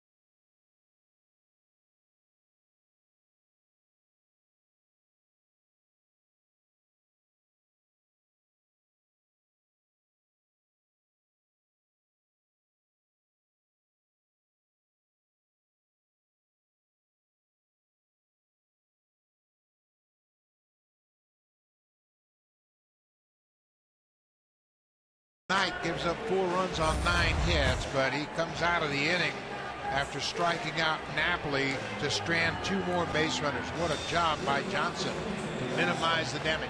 Started using his curveball a little bit more last year, and that's what that was right there. A big pitch for Johnson as he gets the handshake from both the manager and the pitching coach. Big pitch in a big spot, and now let's see if the offense can come up with some runs. Well, it was a huge move by Gibbons, because if Johnson is lifted out of that inning, he's got that unfinished feeling. I just didn't have a chance to get out of that inning. Now he can go back and say, okay, I gave up 4, but I completed my 6 innings. I got out of the innings, and I didn't have to go to the bullpen. That could go a long way as this season unwinds. J.P. Aaron Seavey leading off for a 3rd time tonight.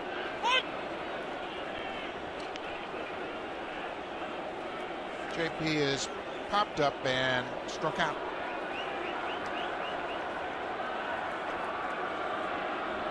Felix Doubront with 6 strikeouts through 5 innings.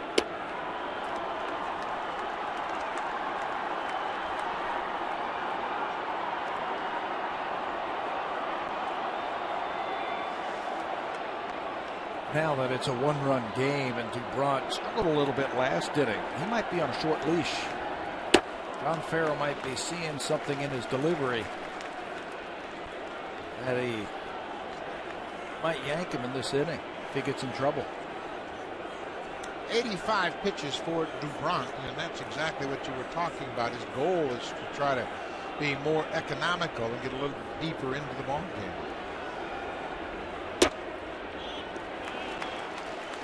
Again, that pattern of staying away from Aaron Sevia's power. Why not? They saw our highlights from yesterday. 460 over the Budweiser sign in left center, and then one down the line into the second deck for a home run. Not a home run cut there. Of course, John Farrell has all the information you need, having watched these Blue Jay hitters the last couple of seasons. Aaron Sevia with 18 home runs a year ago.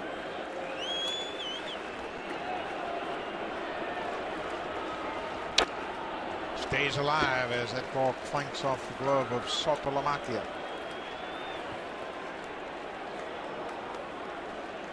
We talk about staying away from. Look at pitch tracks. 6 pitches, none of them in the middle of the plate, none of them in. Everything's away, away, away. Make him reach for that baseball. Another ball away and another foul back into the seats. Koji Uehara loosening up down in that Red Sox bullpen, and boy, has he been good. Since they moved him into the bullpen, he's been one of the best relievers in baseball. They got a deep pen down there. Yeah, they certainly do. That's what you're talking about in the early parts of this game to get the lead. Aaron Sevia lines it and is past Bradley all the way to the wall. Aaron Sevia will coast into second with a leadoff double. Boy, he's swinging the hot bat. Yeah, he looks comfortable at the plate. The bat looks quick. He's pulling pitches when he gets them. And that's a good start for the Blue Jays here in the 6th inning. Ball in the gap is tough for the corner outfielders to pick the ball up at this ballpark, and Jackie Bradley had no chance on that one. Tried to keep it in front of him. Doubront knows that that's extra bases. And here comes John Farrell. And we talked about the short leash, and he one batter.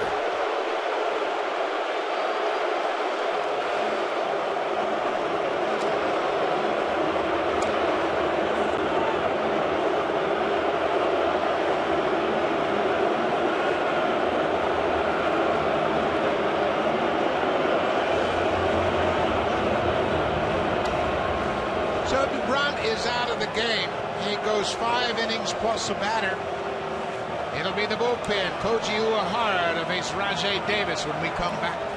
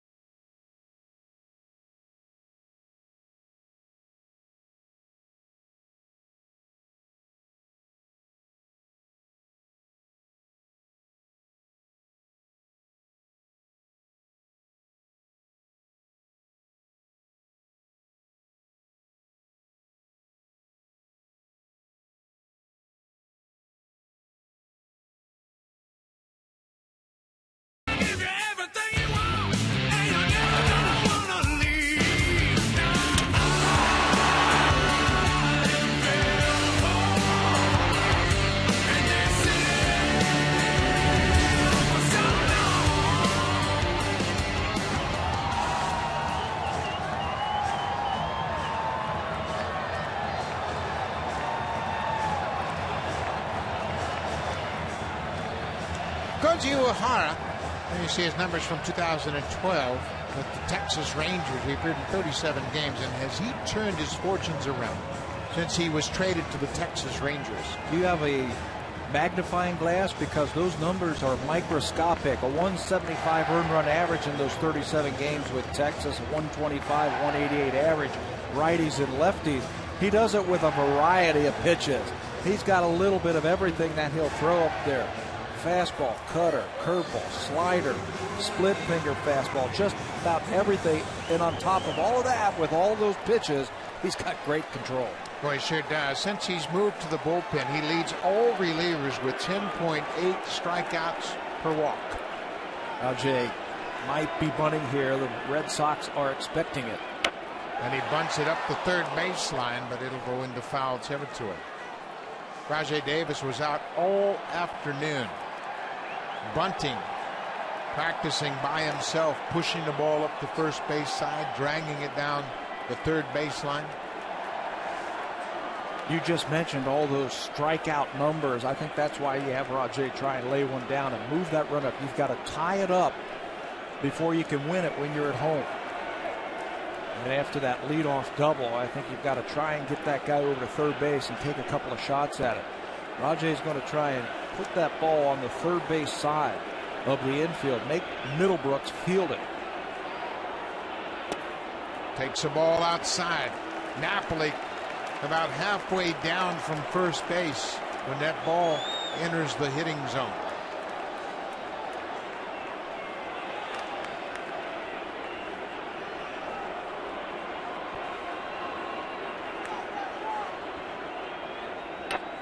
This one's bunted down third, and it'll again go into foul territory. Davis trying to make the bunt too perfect.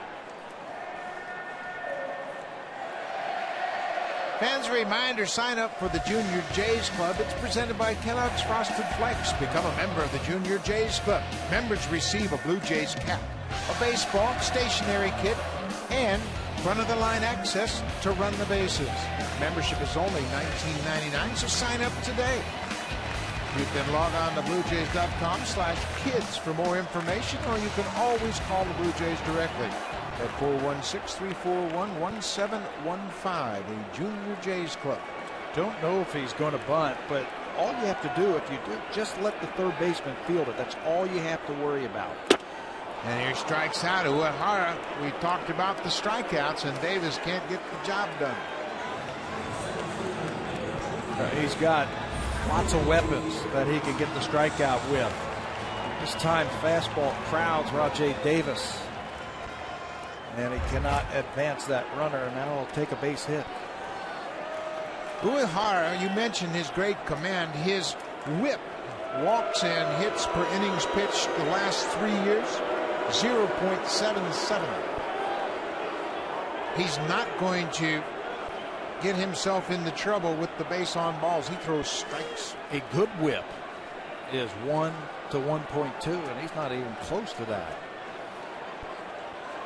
It's tough on a hitter. You can't fall into patterns as a pitcher when you've got that many weapons. One out. Aaron Seavey at second. Rasmus. Colby has doubled and struck out. He ripped a double back into second down the right field line. That came off Felix Doubront, the starter.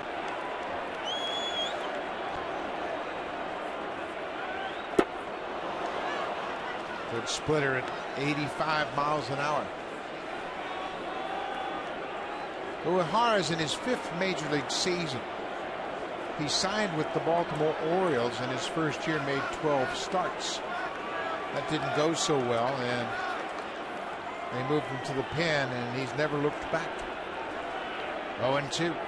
He was always injured when he was with Baltimore, when he was a starter. There's always leg problems that he had. He played with the Yomiuri Giants in Japan, had a 10-year career there before coming to the major leagues. 1-2. Back-to-back strikeouts.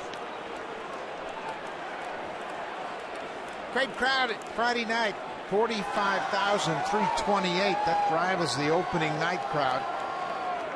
and they have been entertained. A great ball game, a one-run game. And there's a buzz in this building about the 2013 Blue Jays.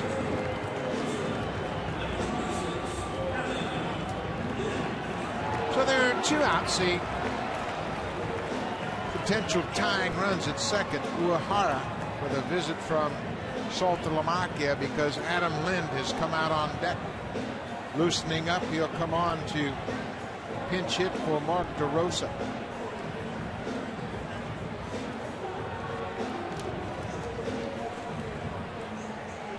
DeRosa homered and had a sac fly, had a perfect night. Drove in 2 runs and scored a run. And when you play the game, you've got to go with matchups. And a left-handed batter versus Uehara, he has had a couple of at-bats, Lind against Uehara. He's had 1 hit, and it was a long one. Home run. Come off the bench swinging. And he does, but pops it up. Shane Victorino calling for it. Ellsbury coming over and makes the catch. He called him off. What a job by Uehara coming out of the bullpen with the leadoff double, 2 strikeouts and a flyout.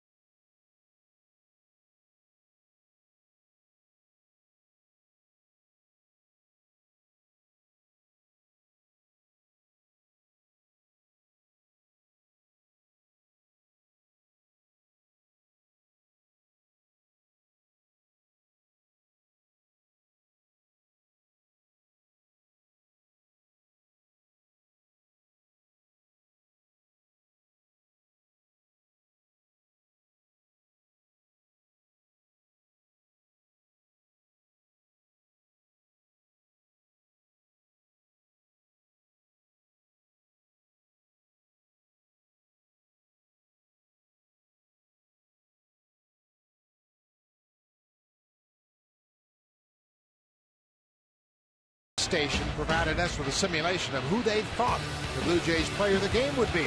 The video game version picked Josh Johnson to pitch a complete game with 12 strikeouts. Well, tonight, 6 innings, 6 strikeouts. 2 big strikeouts coming in the 6th. The predictor just going on Josh Johnson's career numbers. Yeah, career numbers, and it was very close. Bulldog effort, I thought, tonight by Josh Johnson to pull his way through 6 innings. He left 9 Red Sox batters on base tonight, so he's in trouble, but he found his way out of it. 6 strikeouts. He got about halfway there. They're predicting 12. The predictor is brought to you by MLB 13, the show, only on PS3 and Vita. Available in stores now. So Johnson's night has come to an end. Brett Cecil making his 2nd appearance of the season. Brett worked on opening night. Had a very good inning of work, retired the side in order. Was throwing a lot harder. His fastball was touching 94 that night. Something that we haven't seen from Brett in the last couple of years. And he also was spinning a pretty decent breaking ball. Switch hitting catcher Jared Saltalamacchia will turn around and bat from the right side. Saltalamacchia 0 for 3 with a couple of strikeouts.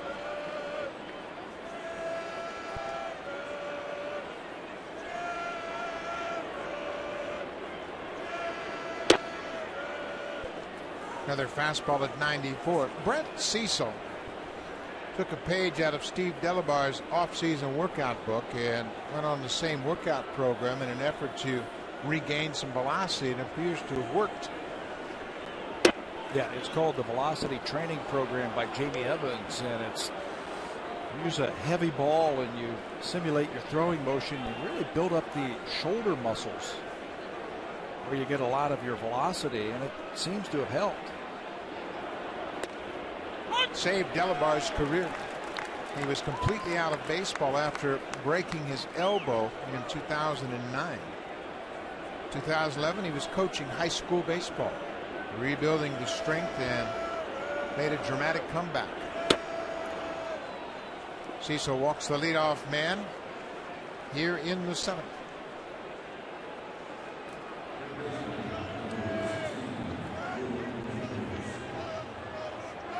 Red Sox had the leadoff man aboard in the 6th inning. Pedro Siriaco, a leadoff double, but he was stranded at second. Third baseman Will Middlebrooks. Boston leads at 4-3. You know, watching these two teams go at each other tonight, one of 18, I think it's going to be fun. These teams are they're so similar. A lot of switch hitters in the lineup. They got a couple of power hitters here and there. They've got a good bullpen, deep pitching staff. They don't crush you like those Yankee teams from a few years ago. They got to manufacture runs when they have to. Very evenly matched. It should be fun all season long. The Blue Jays won the season series a year ago, 11-7. They had their way with the Red Sox in the second half also. And in Boston, they went 7-2 at Fenway Park. It's the first winning season for the Jays since 2006. Ryan Dempster, Canadian, in his first year at Boston. Clay Buchholz, 2 of the 5 starters for John Farrell.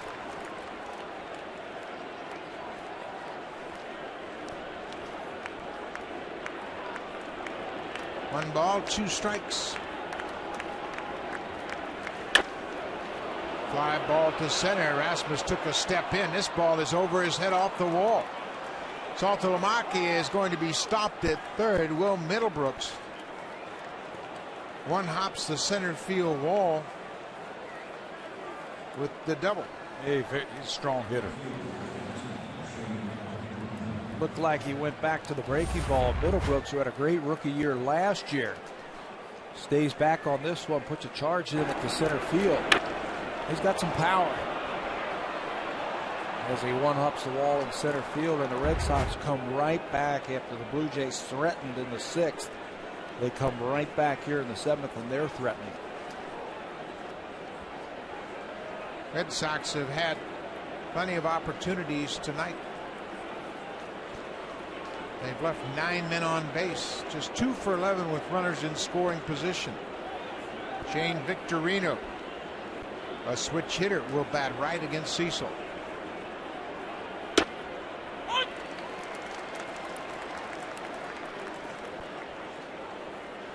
Victorino off to a good start with the Red Sox.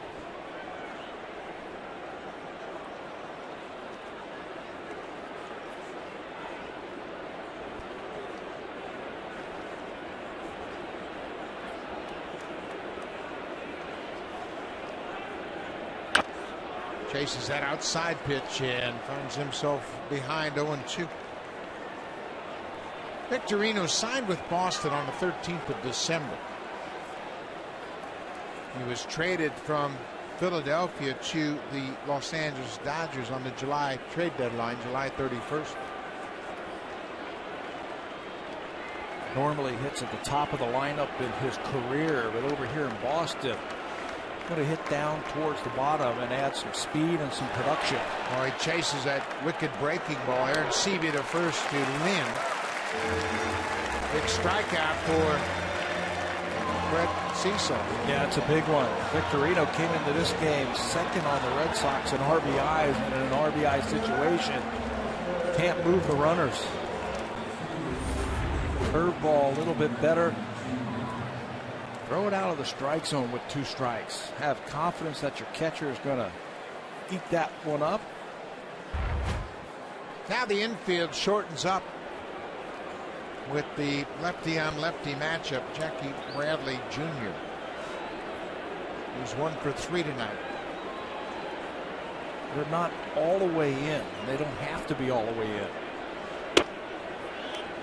Saltalamacchia, the catcher at third, and have great speed, so you can stay back about halfway.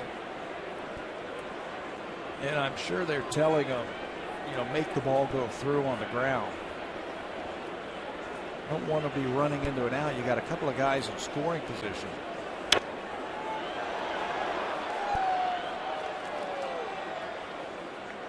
This is probably the last batter for Cecil with Siriaco on deck. He has gotten 2 hits. Right-handed hitting Siriaco came into a ball game off the bench with a red-hot bat. Ball and a strike, 1 out. Well, Cecil strikes this guy out. Did a heck of a job. You've got Victorino, the switch hitter, on a bouncing breaking ball. He hasn't seen his breaking ball yet. Now would be a good time to throw it. Make it a good one. Oh, he just got a piece to stay alive.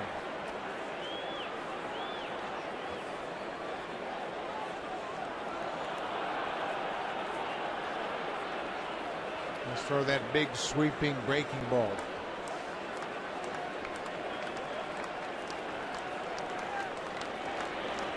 One and two, 1 out. Blue Jays down by a run. Boston trying to add to their lead.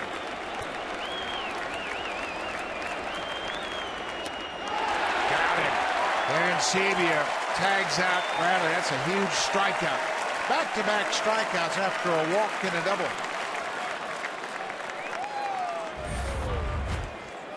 After the curveball that missed, that he fouled back, he goes, okay, I'm going to go upstairs with a fastball.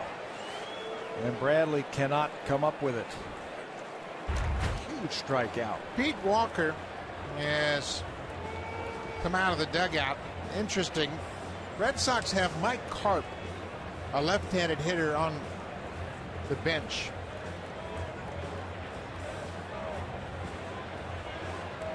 They don't have another shortstop. Yeah. So they have to stay with Siriaco here. Mike Karp's got some power. Siriaco came into the ball game for the injured Jose Iglesias. He is their only backup middle infielder. So he will stay in the game. So the Blue Jays will look to Brett Cecil to leave a couple more on base. Still not out of it yet. You still have to execute your pitches right here. Boston has stranded 9 to this point. First pitch strike.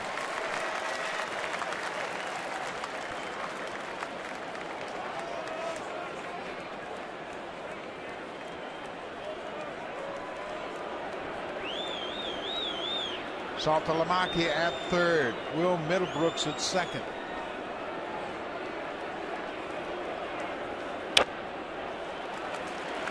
Cecil's in the driver's seat. 0-2.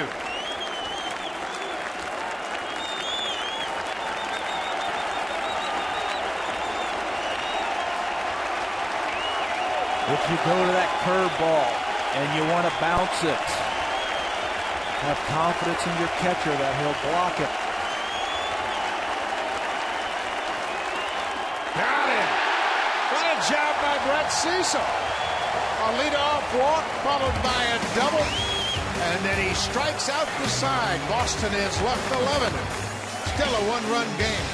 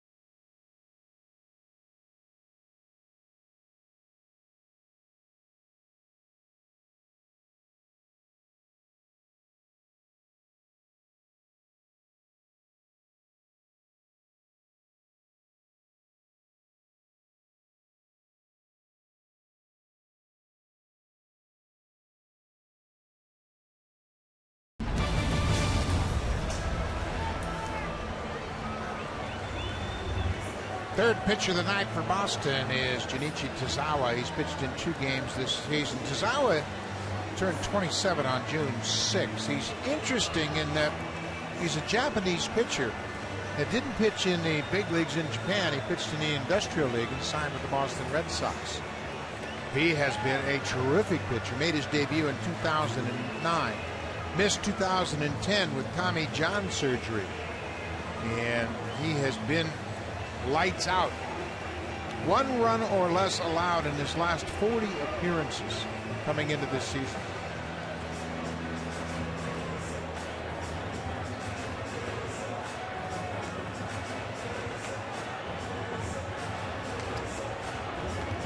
So Koji Uehara came into the ball game with a man at second. He struck out 2 and closed out the inning. And now it's Tazawa. It'll be 9-1-2 for the Blue Jays. They're down by 1.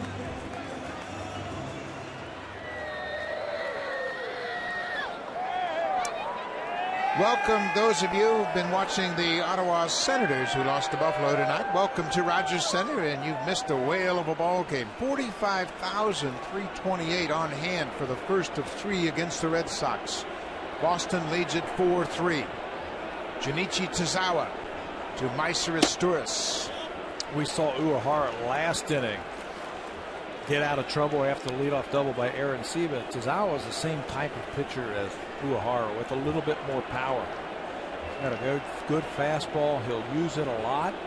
Middle to upper 90s, and he's got a great forkball that he uses for strikeouts. Boy, that high strike. Just like that, it went from 2-0 to 1-1. Yeah, you can see from pitch tracker, it looked like it was up. There it is right there.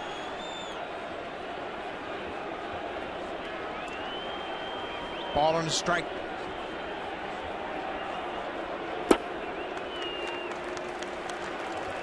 He's got a hard split finger fastball. He could throw that pitch 90 miles an hour. Yeah, you can see the late movement on that last splitter, and that's about as hard as you're going to see anybody throw a split finger pitch. Really gives him late action.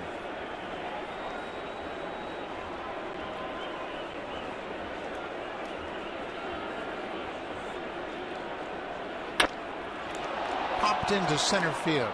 Easy play for Ellsbury. 1 down. Blue Jays Honda Super Camps are back this season. They're presented by Baseball Canada and Little League Canada. London, Ontario is the site, April 19th, 20th, and 21st at Centerfield Sports.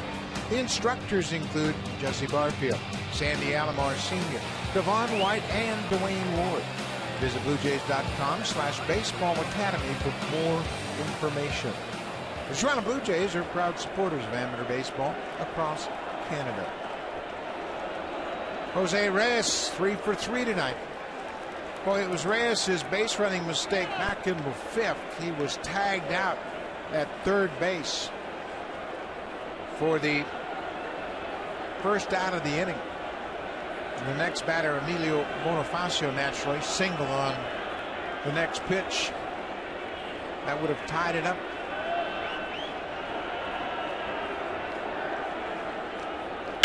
Reyes drives it to right. Victorino's going to watch it. Get out of here. We are tied.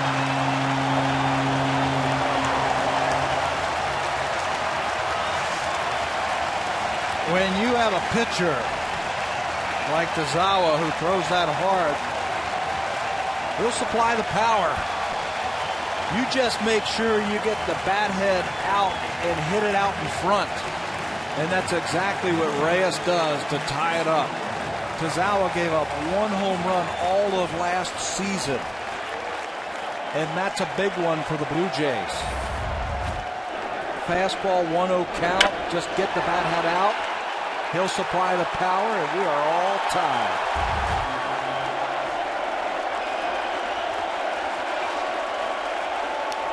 Bonifacio slap bunts it foul back to the screen. Jose Reyes, a perfect 4-for-4 night and his first home run of the season. What a night he's had. 2 doubles, a home run, and a single. His career high in hits, he had 5 back in 2006 against the Braves.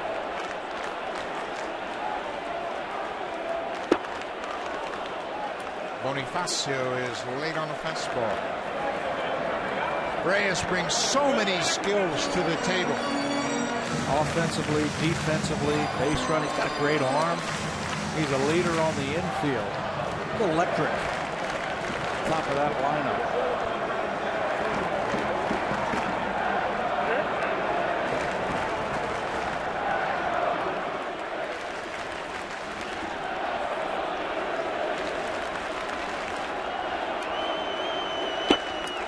Bonifacio strikes out for the 3rd time tonight. Well, it was a 1-0 count, so he's guessing fastball, and he's right over the top with it. And look at Reyes. Quickly through the strike zone. He's got surprising power. Henry Blanco said, man, you hit that ball hard. I'm a strong guy, you know. 4-4 ball game. Melky Cabrera hitting in the 3rd spot. If you just joined us, Jose Bautista was not in the starting lineup. He sprained his ankle in last night's game. It's not thought to be serious. Hopefully he'll be back in right tomorrow afternoon.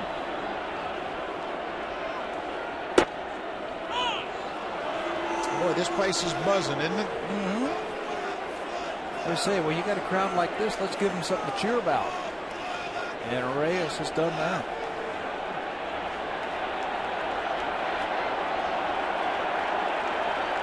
Oh, 2. Cabrera drills it toward the gap, and that's going to go all the way to the wall. Melky's around first. He's headed for second. He's turning, going for third. Pedroia's relay. Not in time.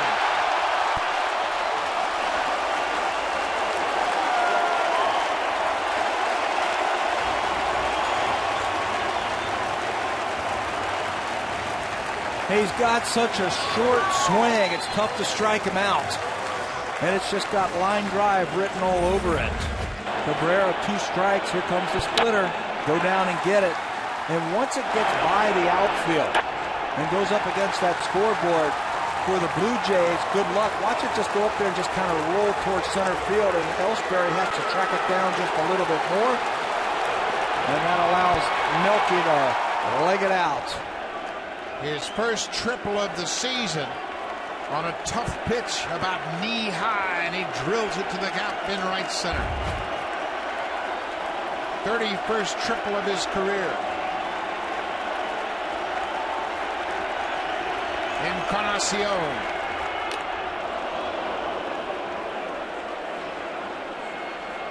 Edwin did a great job last year getting runners in from third base with less than 2 outs.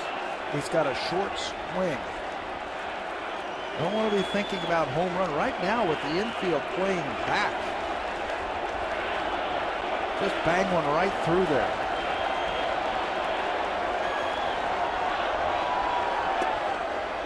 Missed outside with the right-hander in the game. The Red Sox defense has played it straight. Earlier in the game, they had 3 guys on the left side of the infield, and they are deep, trying to keep that ball on the infield. Here's the 1-1 from Tazawa.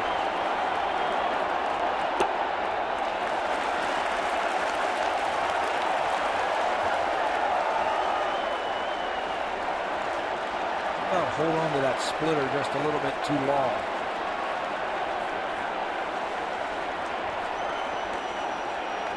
Cabrera's an excellent base runner at third.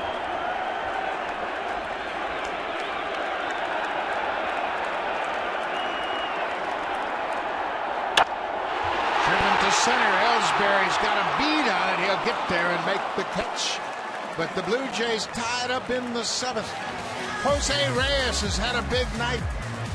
His 4th hit of the night ties it up. Home run number 1 for Reyes as a Blue Jay. Will go to the 8th 4-4 game.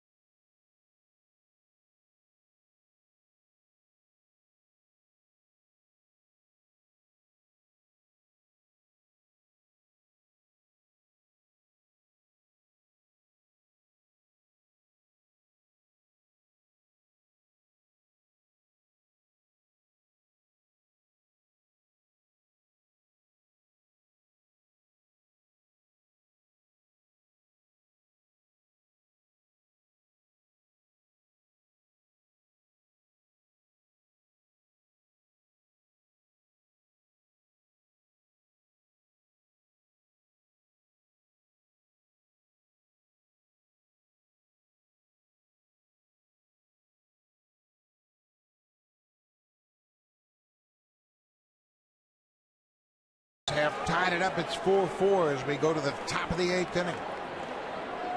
Both clubs have had plenty of opportunities to score even more than the 4 runs. Blue Jays 0 for 8 with runners in scoring position tonight. They've stranded 6. Boston has left 11. Cecil in his 2nd inning of relief. It didn't start so well for him in the 7th. A walk and a double. 2nd and 3rd, nobody out, but he struck out the side. Might have been a game changer, the way he was able to come back and strand those runners. We'll see. The way this game is going, we're a long way from being over. Back and forth all night. It's been a dogfight since the 1st inning. Boston jumped out to a 1-0 lead in the 2nd. The Jays answered with a run of their own. Mark DeRosa tied it up with a sac fly.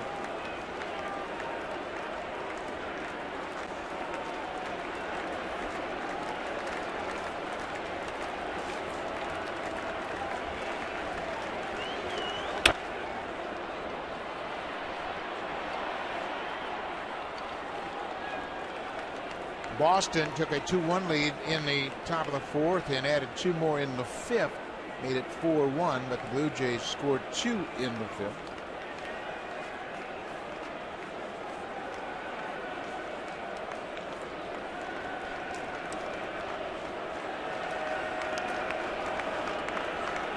Oh, and 2. Tried to catch that inside corner and missed. Ellsbury tried to hang right in there with that curveball. Only way to get on. Almost stuck that elbow out there and took one for the team.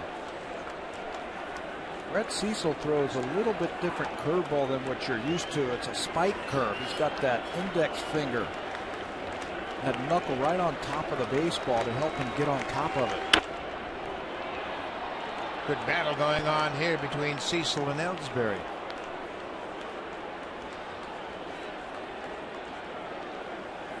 You really want to create some torque on that baseball with your middle finger. Get that index finger out of the way. That's how you throw a good curveball.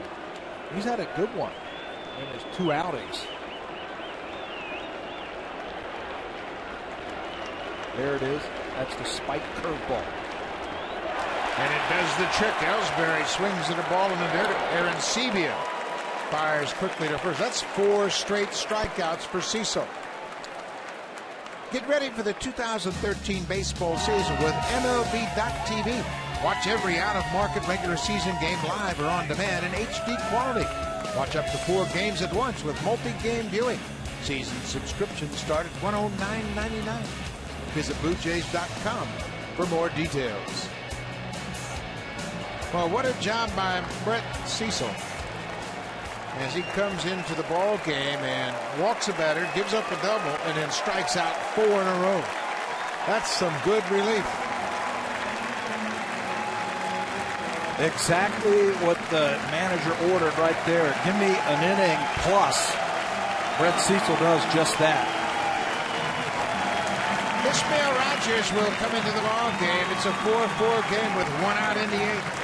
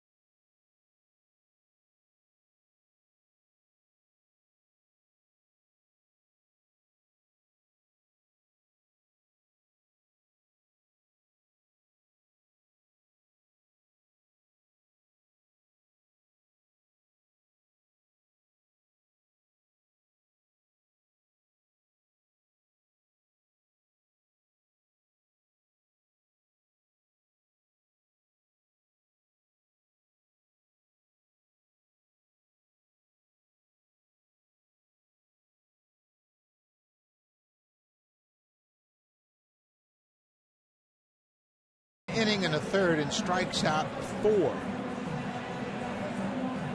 And he was really pounding the strike zone. He threw 26 pitches, 17 strikes. And he did it with his fastball, his slider, and his curveball. He'll give way now after Johnny Gomes was announced as the pinch hitter. Ishmael Rogers in 2 games this year. No earned run. He's been good. Almost 7 strikeouts per 9 innings. Good hard fastball and a good curveball. He also throws a slider. His curveball's pretty good.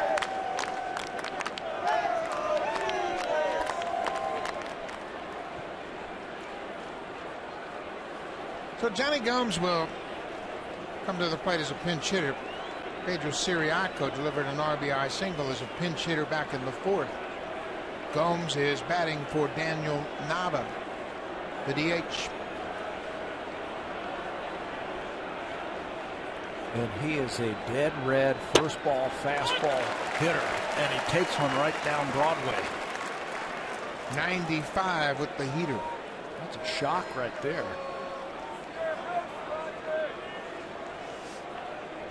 Doesn't get cheated. Johnny Gomes a year ago, 99 games with the Oakland Athletics. Big part of what they did, especially in the second half of the season. He had 18 home runs and just 279 at bats. Great power. Ball on a strike. That's why I was surprised he took that first pitch for a fastball right there. Well, you can see the difference in Rogers since the regular season has begun. Spring training, we didn't see this life on his fastball. He's thrown a couple of heaters at 95. That's why they got him. Yep. A little bit more power towards the back end of that bullpen. He'll mix in a changeup every now and then, but everything is sharp. Everything's hard.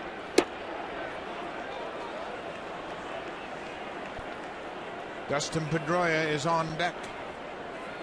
Gomes pinch hitting for Daniel Nava. Nava went 1 for 4 tonight. He gives way to Johnny Gomes.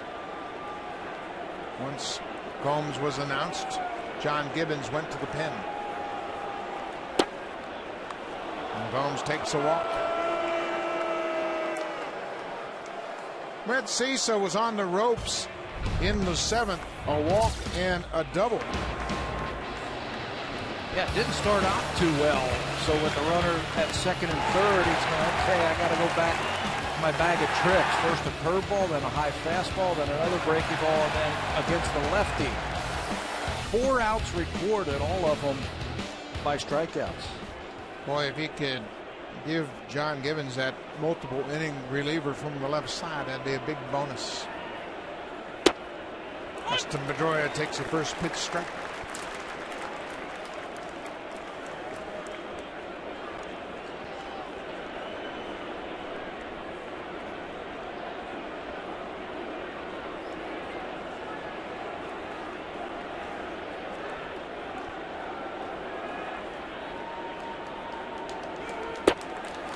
Another breaking ball.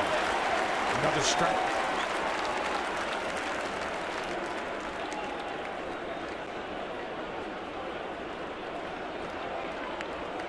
$45,328 on hand at Rogers Center, the first of 3 against the Boston Red Sox.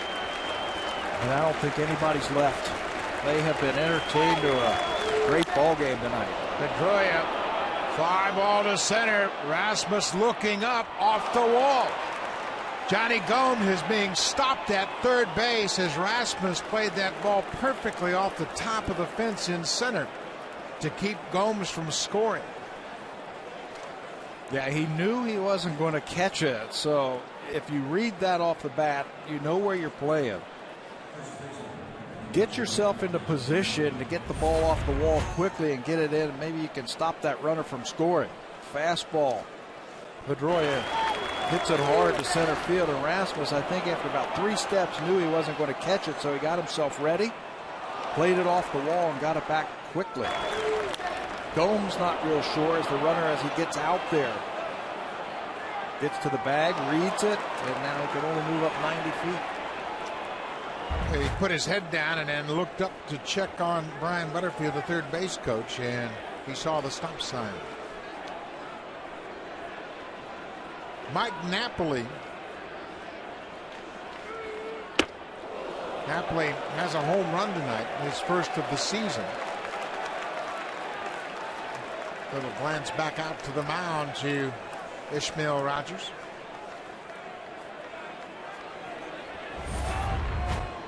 He wanted that ball down and away, and he cleared his front side a little bit too quickly. And that's why that ball rode up on him, and Napoli's not real happy about that.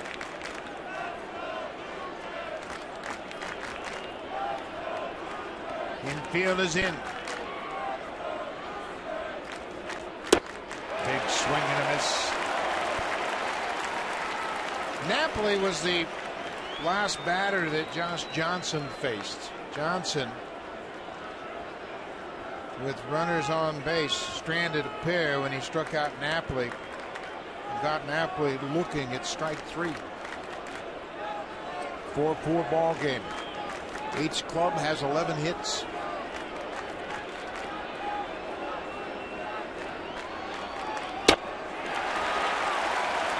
Blew that fastball right by him. Talked about that at the first inning, Buck, about the fastballs. Pitchers have been using that a little bit more against Mike Napoli. Last season he hit just 190 against the fastball.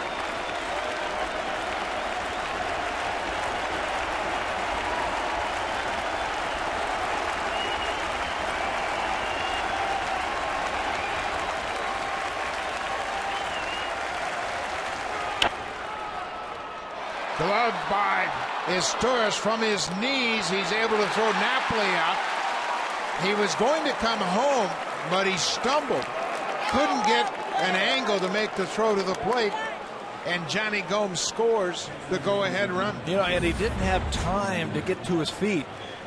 Watch him glance. He picks it, and he's going to come home, but he just can't get up in time. So the next best thing is you've got to go over to first base. The Red Sox run the contact play. And if it's run properly, you can score on a one-hopper to an infielder. Torres picked it and just got the out over at first base. Napoli's third RBI of the night gives the Red Sox a 1-run lead.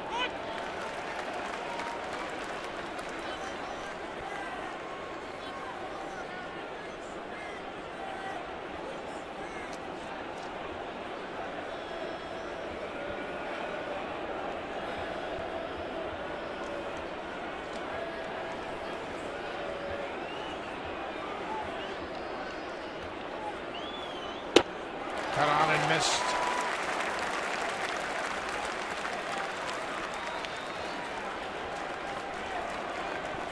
Emilio Bonifacio is in shallow right field.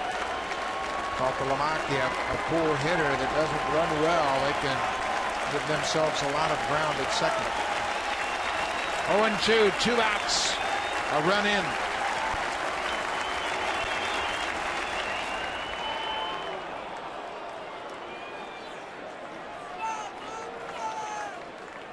Saltalamacchia has gone 0 for 3 with a walk, a couple of strikeouts tonight.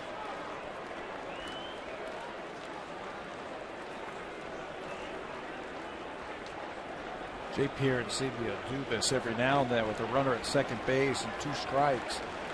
He won't flash any signs. He'd rather just go out there and tell the pitcher what he wants or ask the pitcher what he'd like to throw here, and then there's no chance that runner at second base to relay some signs. Especially against an AL East team that you see a lot. 1-2.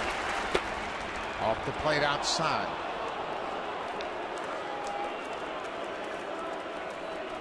It's a 1-run ball game, but it could be much worse. The Red Sox are just 2 for 15 with runners in scoring position. Blue Jays, the strikeouts have been huge tonight. Another one. Another runner stranded. That's 12 left on base by Boston, but they've taken a 5-4 lead. J.P. Arencibia will lead off for the 4th time. Rajay Davis and Colby Rasmus.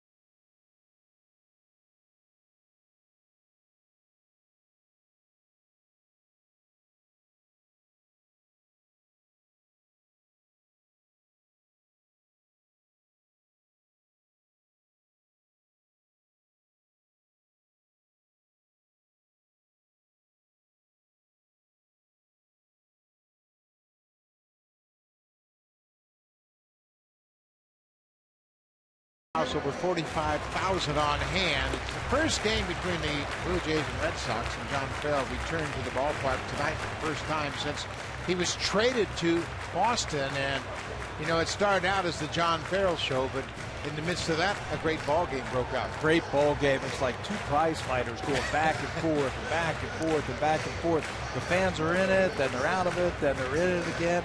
And it's almost like, okay, whoever has the last at bat tonight is going to have a chance to win this one. Seen a little bit of everything. We've seen the speed of the Blue Jays and some power. We've seen some good relief pitching. And now another reliever for the Boston Red Sox. Their 4th pitcher of the night, Andrew Bailey, the former closer of the Oakland Athletics and was supposed to be the closer of the Boston Red Sox, comes in now in the 8th inning. Missed 116 games last year after thumb surgery in spring training. This is his 2nd year in Boston. He spent his first 3 seasons with the Oakland Athletics. J.P. Arencibia, he's been a leadoff hitter 3 times tonight. He led off double in the 6th inning, but was left at second base after Koji Uehara entered the game and struck out 2. And ended the inning with a fly ball to right.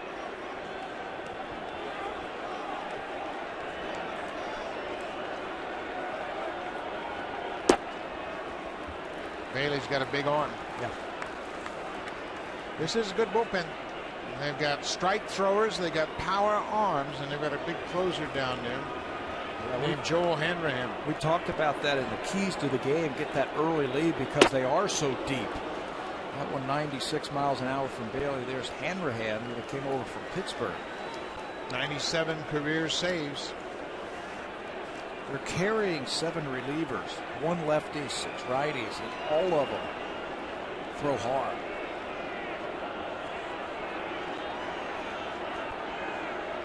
Well, you can see the way that Uehara and Tozawa pitch tonight. It doesn't make any difference if they're right-handed or left-handed. They have command and a wide assortment of pitches to neutralize lefty bats. 1-2. Aaron Sebia looks at a high one.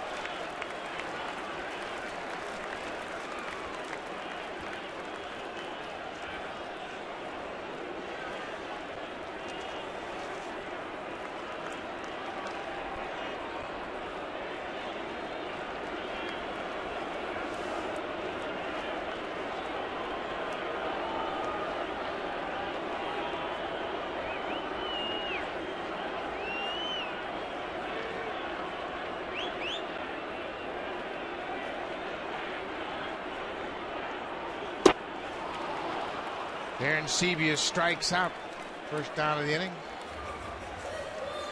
Great ball game going on here tonight, and I would like to send our best wishes to Toronto Police Department Sergeant Andrew Moffett. He's a great Blue Jay fan and hasn't been able to come out to the ballpark, and we know he's watching and we know he's a great fan, and I know how much he's kept his eye on this ball club. So Sergeant Moffett, we just know that you're going to enjoy this season, and it's good to have you watching. One down. Rajay Davis, a little looper in foul ground. Napoli on the run, and he's not going to get there.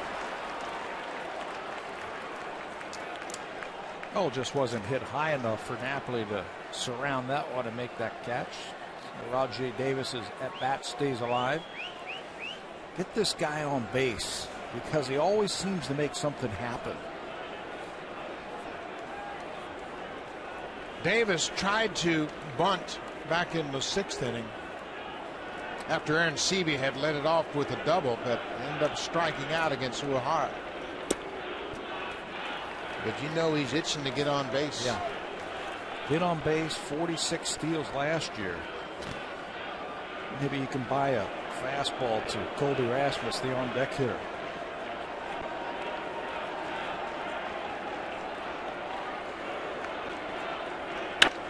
Davis, that's going to get down and go all the way to the wall. Watch him run. He's around first, headed for second, and he'll stop right there.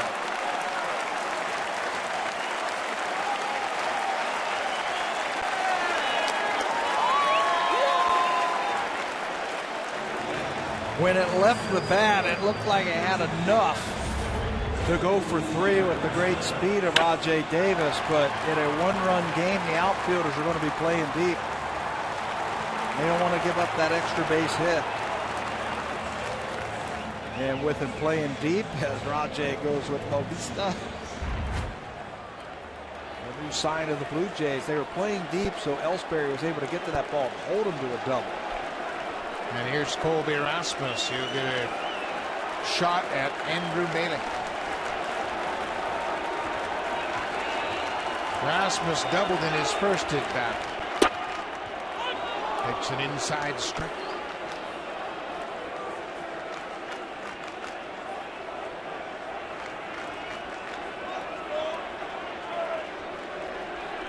Blue Jays are 0 for 8 with runners in scoring position tonight. 2 for 20 in the first 4 games of the season. Davis had a big lead. Yep. We've seen him do that before. He kind of shuffles off of second base. And now they want to talk about it. Pedro Siriaco, the shortstop, is going to come in also. Rajay Davis stole third base 17 times last year. He led the majors with 19 attempts and 17 steals. So they know exactly what's up right here.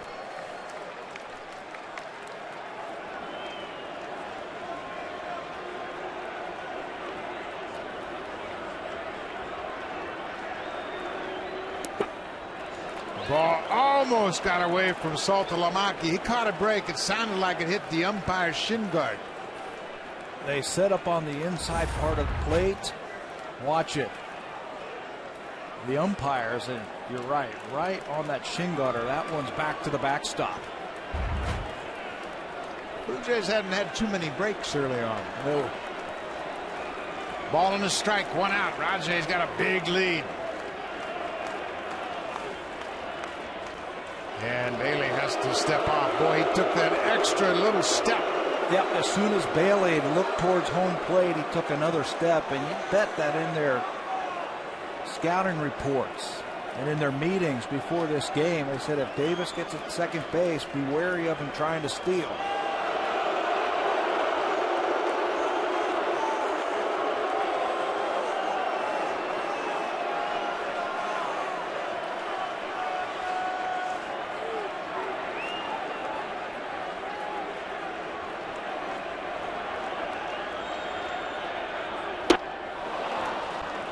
Big swing from Rasmus at the 96-mile-an-hour heater upstairs. Well, they got some big arms that come out of that bullpen.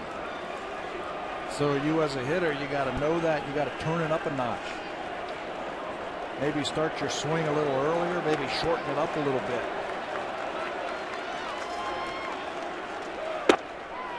Just off the outside corner.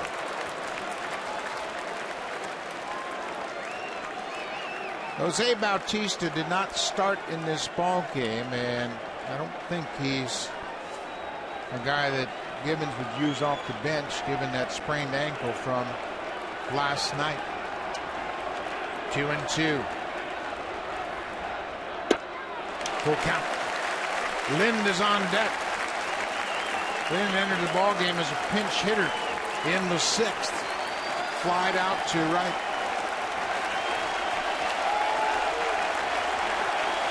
Full count, 1 out.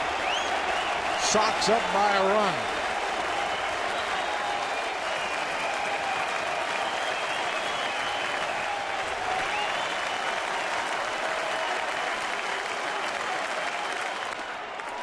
Ball 4. What a good at bat.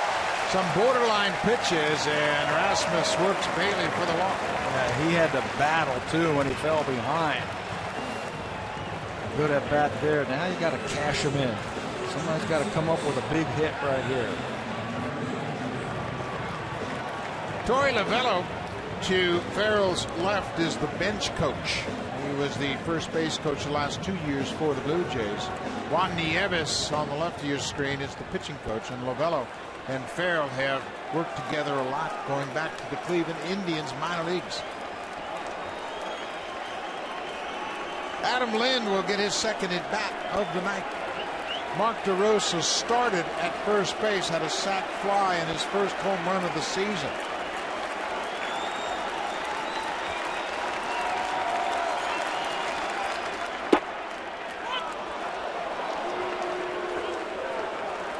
Borderline strike. Yeah, Lindy wasn't very happy with that call.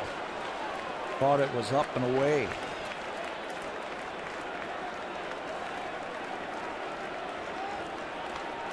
Lind is 0 for 12 for the season. Way outside.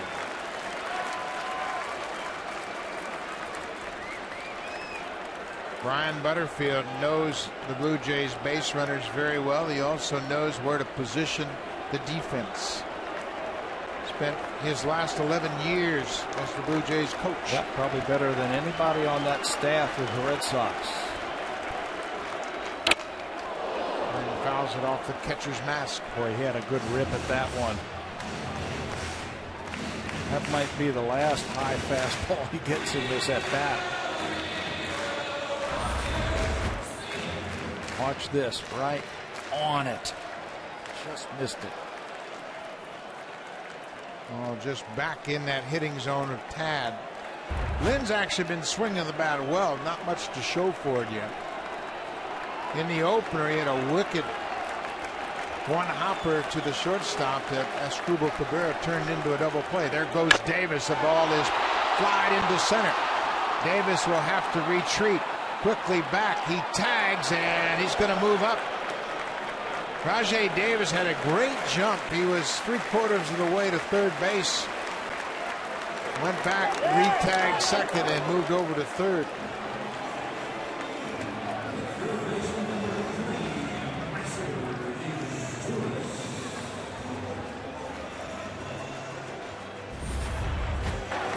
Watch him take off and talk about the jump. He was almost there, but then realizes the ball is deep to center field. Hustles back, and you see Pedroia say, give me the ball right here. That is the go-ahead run at first base. We'll give him third. Now, lots of signs with Saltalamacchia, the catcher. First and third situation, number 9 hitter up. Everybody has to know exactly where that ball is going to go if somebody takes off. I don't think they can take a chance should Rasmus break for second and throw to second. Rajai Davis represents the tying run at third. Do you think they would concede the stolen base? Meiser goes after the first pitch, and this should end the inning. The Blue Jays threaten in the bottom of the 8th, but strand a pair. Tough time coming through with runners in scoring position. They trail by a run.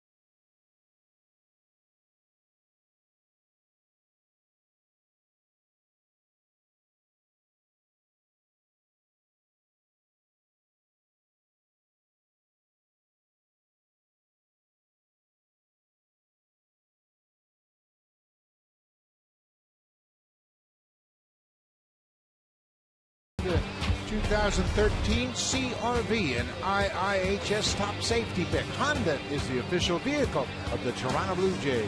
Tonight's drive of the game, courtesy of Jose Reyes off the Junichi Tazawa fastball. That's his first Blue Jay home run, and it came at a big time. It tied the game up in the 7th inning. He's able to circle the bases with number 1 on the season. Reyes has had a big night, 4 for 4, 2 doubles, a home run. He scored a run and driven in 2. The third relief pitcher of the night will be the right-hander Jeremy Jeffers, making his Blue Jays debut. Jeffers is the last reliever to work in a ball game. Jeffers, a top prospect in the Milwaukee Brewers system, was traded to Kansas City as part of the Zach Greinke deal. Then the Blue Jays acquired him in exchange for cash considerations last November. If you're valuable enough to be traded for Zach Greinke, one of the players that's going the other way, you know you've got something. You got some big league potential. He's got a good arm. First round pick of the Brewers in 2006, 16th player taken overall in that draft. Just 27 big league games. The ball is driven to left, and Cabrera will watch it sail over the wall. Will Middlebrooks, 15 home runs a year ago, connects against Jeremy Jeffers. I think he's going to be a big home run hitter in the American League. He's got the size, the build, the swing, and he's built for Fenway Park. Had a good at bat last time up, doubling to center field. This time just drops the head of the bat on an inside fastball. Jeffress wanted that one away, and on a line, just clears the wall at left field. First home run of the season for the Red Sox third baseman. Shane Victorino once again goes back to the left side of the plate. Victorino's had a couple of hits. He reached on an error in the fourth and scored a pair of runs.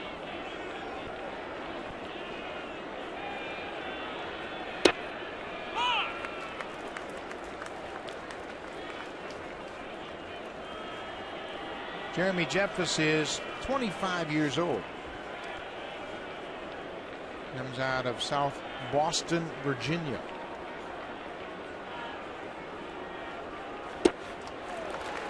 Victorino strikes out.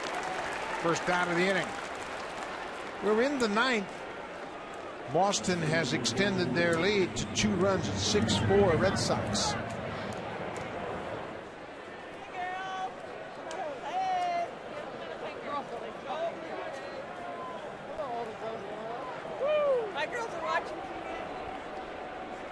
One out, Jackie Bradley Jr. It's tied up with that Jeffress fastball at 97. That's the allure of Jeremy Jeffress. His fastball will be in the upper 90s. Blue Jays love his fastball. Tough to give up on an arm like this. He was out of options and not real sure who was going to be that last reliever. But when they chose to go with 8 relievers, he makes the team. Red Sox have struck out 12 times tonight.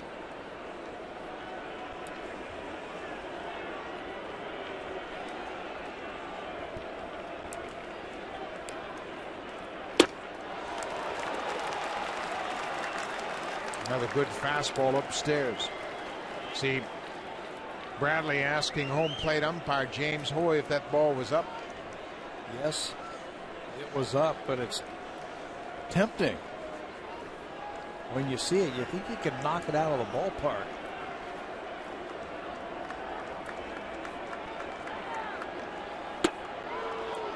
And right back upstairs again at 97.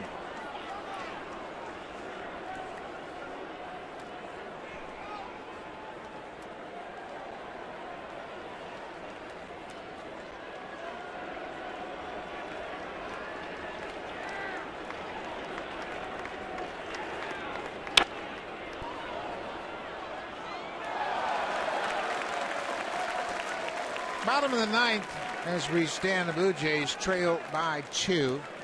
Joel Hanrahan, the closer, loosening up. Jose Reyes already with 4 hits. He's had a perfect night, 4 for 4. Emilio Bonifacio has a hit. He's 1 for 4. And Melky Cabrera has hit a triple. So top of the order for the Blue Jays in the bottom of the ninth.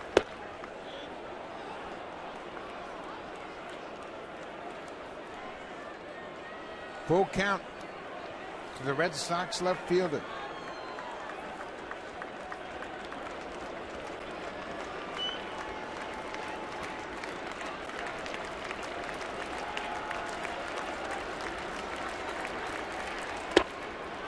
Bradley lays off that high fastball. That's the one he swung at earlier in the at bat.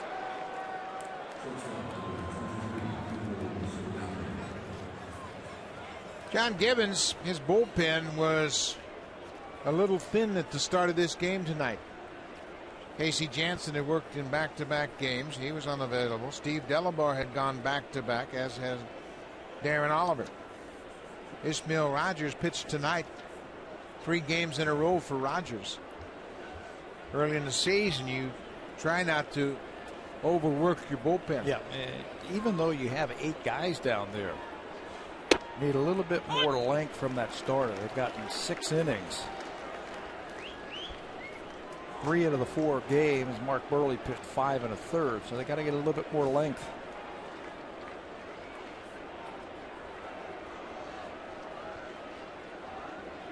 Sergio Santos and Casey Jansen. They both figure to be big part of the bullpen. Another pitch upstairs, and Jefferson has been missing high with that heater.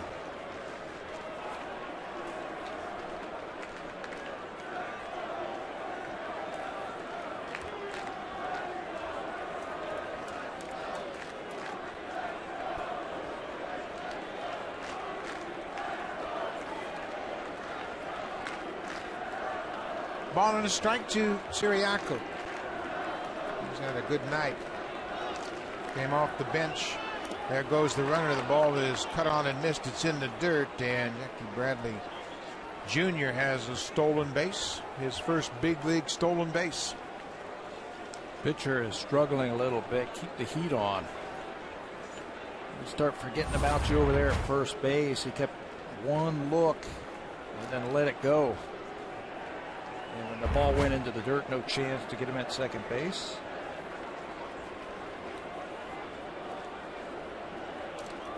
DeMarlo Hale is the bench coach for John Gibbons. He was formerly a coach long time for the Boston Red Sox, both the third base coach and the bench coach. Boston with a 2-run lead in the ninth.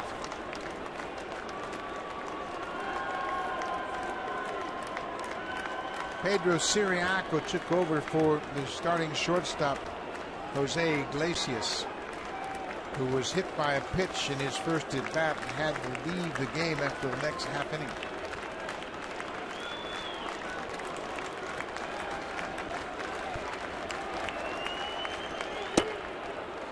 Two and two.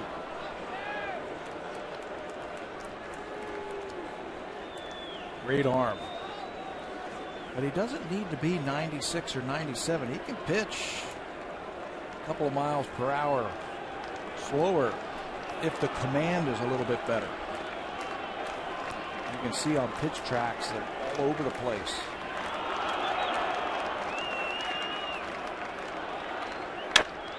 Sharply hit.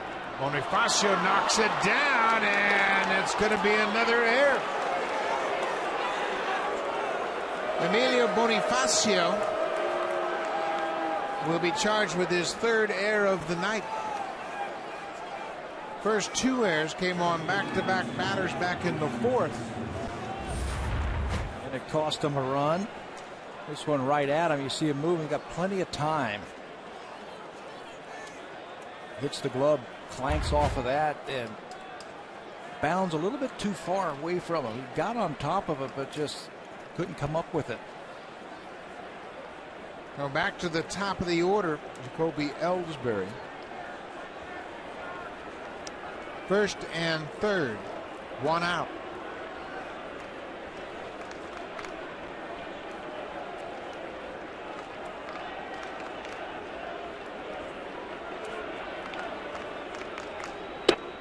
Breaking ball, strike.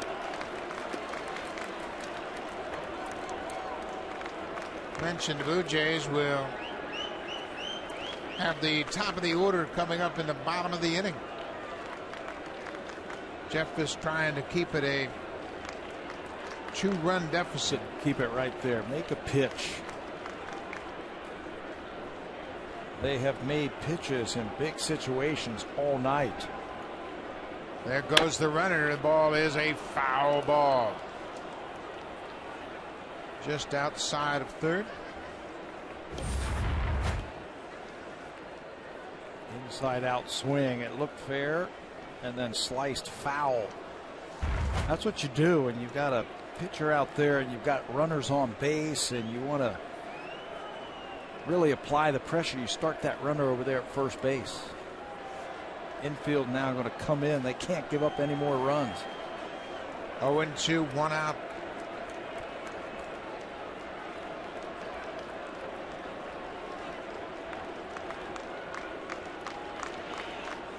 There goes the runner. Ball is hit to the second baseman. He's coming home, and Aaron Sebia puts the tag on. Bradley Blue Jays might have got a break.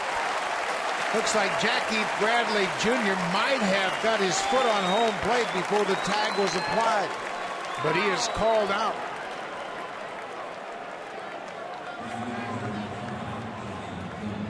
Good speed on the bases for the Red Sox. He's going to go on contact.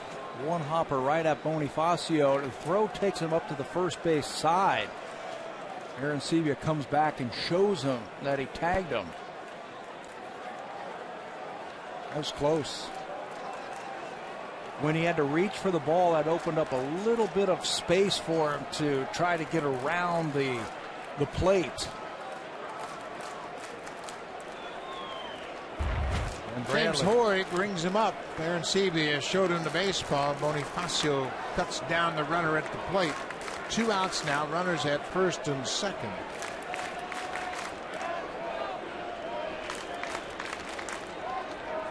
Johnny Gomes walked as a pinch hitter in the 8th. He came around to score the go-ahead run.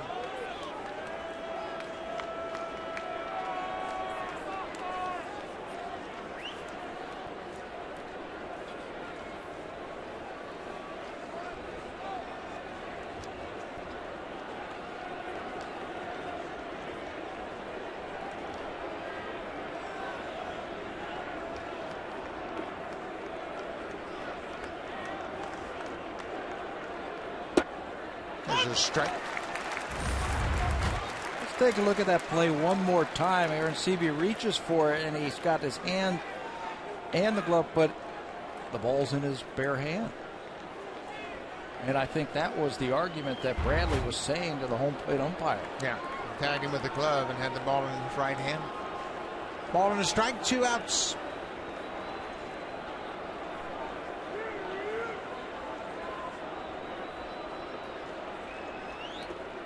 Siriaco breaks for third, and right behind him Ellsbury. The double steal worked perfectly as Jeffers has had a tough inning. 3 steals in the inning now. Falling into a pattern. You give them one look and then you go, and each one of those runners have picked up on that, and they're able to move up.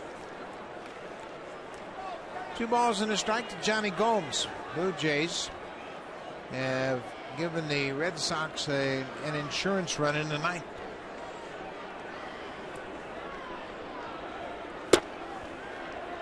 Johnny Gomes has always had a good eye. Very patient hitter at the plate. Jeremy Jefferson, his first inning with the Blue Jays.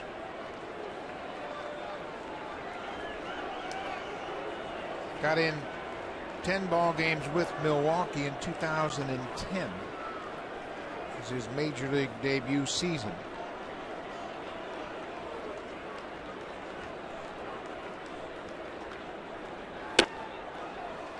Gomes walks for a second time tonight. The bases are loaded. Pete Walker pops out of the Blue Jays dugout.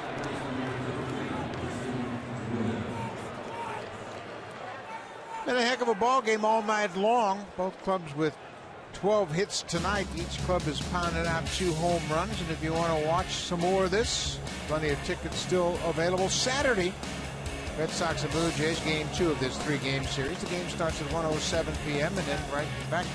Sunday, R.A. Dickey goes up against John Lester. Terrific pitching matchup. That too is a 1:07 start. Call the Blue Jays at 416-341-1234 for tickets. Log on to BlueJays.com or stop by most Rogers Plus locations. R.A. Dickey will make his second start for the Blue Jays. How about Jay Happ tomorrow against John Lackey? A chance to see Jay Happ in a starter's role with the Blue Jays this year. Jay Happ won the 5th spot in the rotation. Bases loaded for Dustin Pedroia. 2 hits tonight. Well, you know he's going to be grinding out in the bat right here. Emilio Bonifacio has had a tough night in the field. 3 errors. That ties him for the most errors committed by a Blue Jays second baseman in franchise history, with Garth Orge and Hector Torres.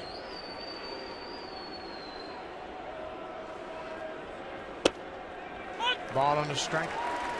Orge committed 3 errors against the Angels April of 1978, and Hector Torres made 3 errors in Baltimore against the Orioles June 24th of 77. Rough night in the field for Bonifacio.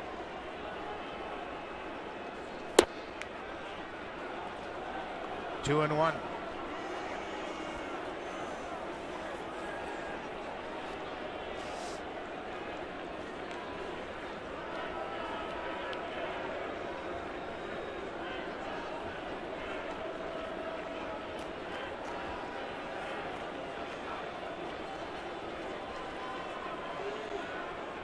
Pedroia is 2 for 4, scored a run in the 5th.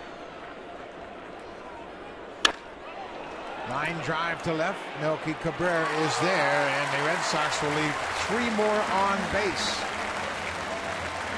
The Blue Jays will go to the bottom of the 9th. They trail by 2. Now time for Blue Jays Central Update. Here's Jamie Campbell and Greg Zahn in the Blackberry Broadcast Studio.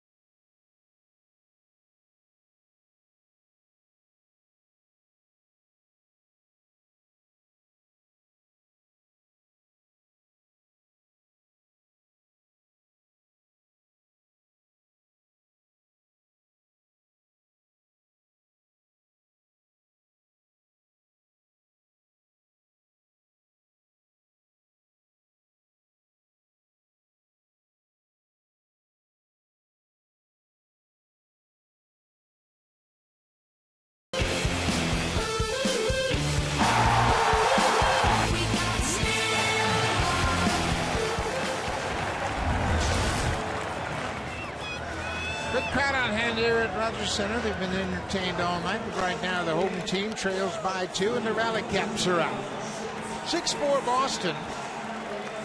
And it has been back and forth all night long, and it'll be the top 3 in the batting order for the Blue Jays, and they will be facing the Red Sox closer, Joel Hanrahan, in his first year with Boston.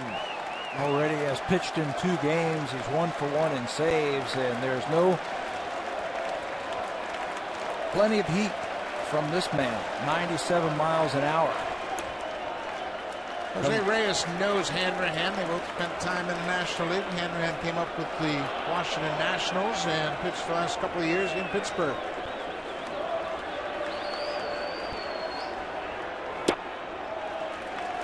Two and 0. 98 miles an hour from Hanrahan. Fastball, cutter, a little bit of a slider to end at bats. All Reyes is thinking about right now, just get on base. Get on base, and the tying run comes to the plate. 3-0. Hanrahan has been an all-star the last 2 seasons as the Pirates closer. Came up in 2008 with the Nationals. There's a strike. He has 97 career saves, and Reyes knows all about him.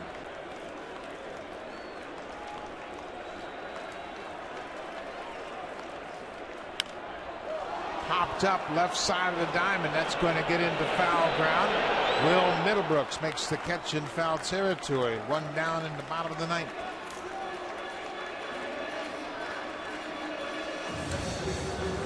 Hanrahan was a former second-round draft pick of the Dodgers way back in 2000. Kind of a late bloomer. Was a starter earlier in his career and then transferred into the bullpen, and he's been great. Made his debut in 2008, we mentioned, as a reliever. Pitched throughout his minor league career as a starter. Emilio Bonifacio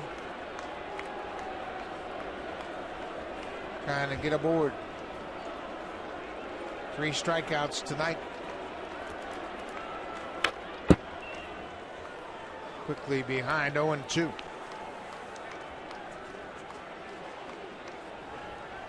Bonifacio against Hanrahan is 0 for 9. A lot of bad numbers against Hanrahan.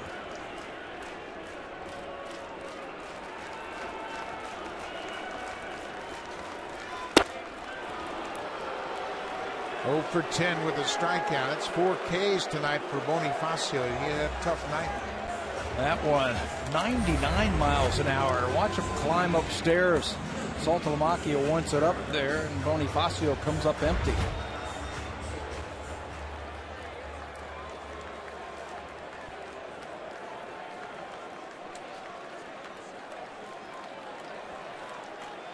Melky Cabrera will try to keep things alive. Tripled in his last at bat back in the 7th.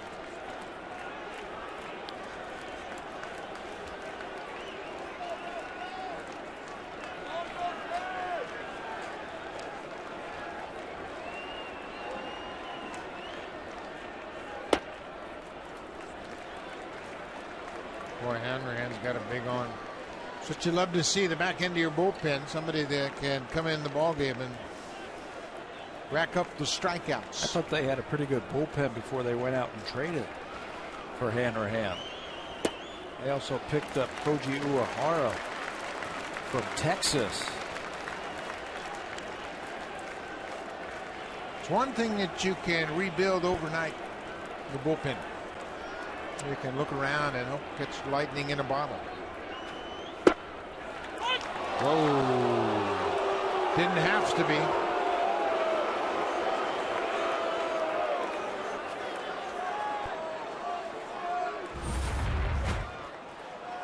Taylor had a good look at it. And now Hanrahan is right back in the at-bat at 3-2. That fastball had a little tail on it. That's why it looked like it was outside. Probably challenge him here. Hits it out of the ballpark. Still leading. Full count, 2 outs. He rocks him. That'll get the tying run to the plate.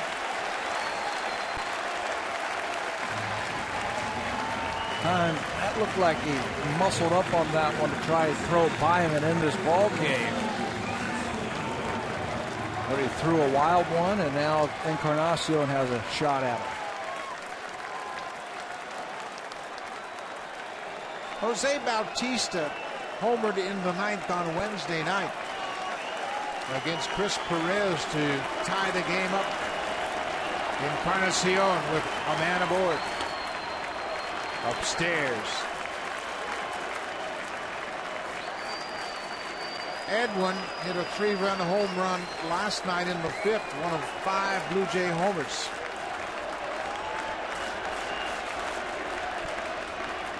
There goes Cabrera. Ball is bounced up the middle. Pedroia gives ground, goes to first, and the Red Sox win it.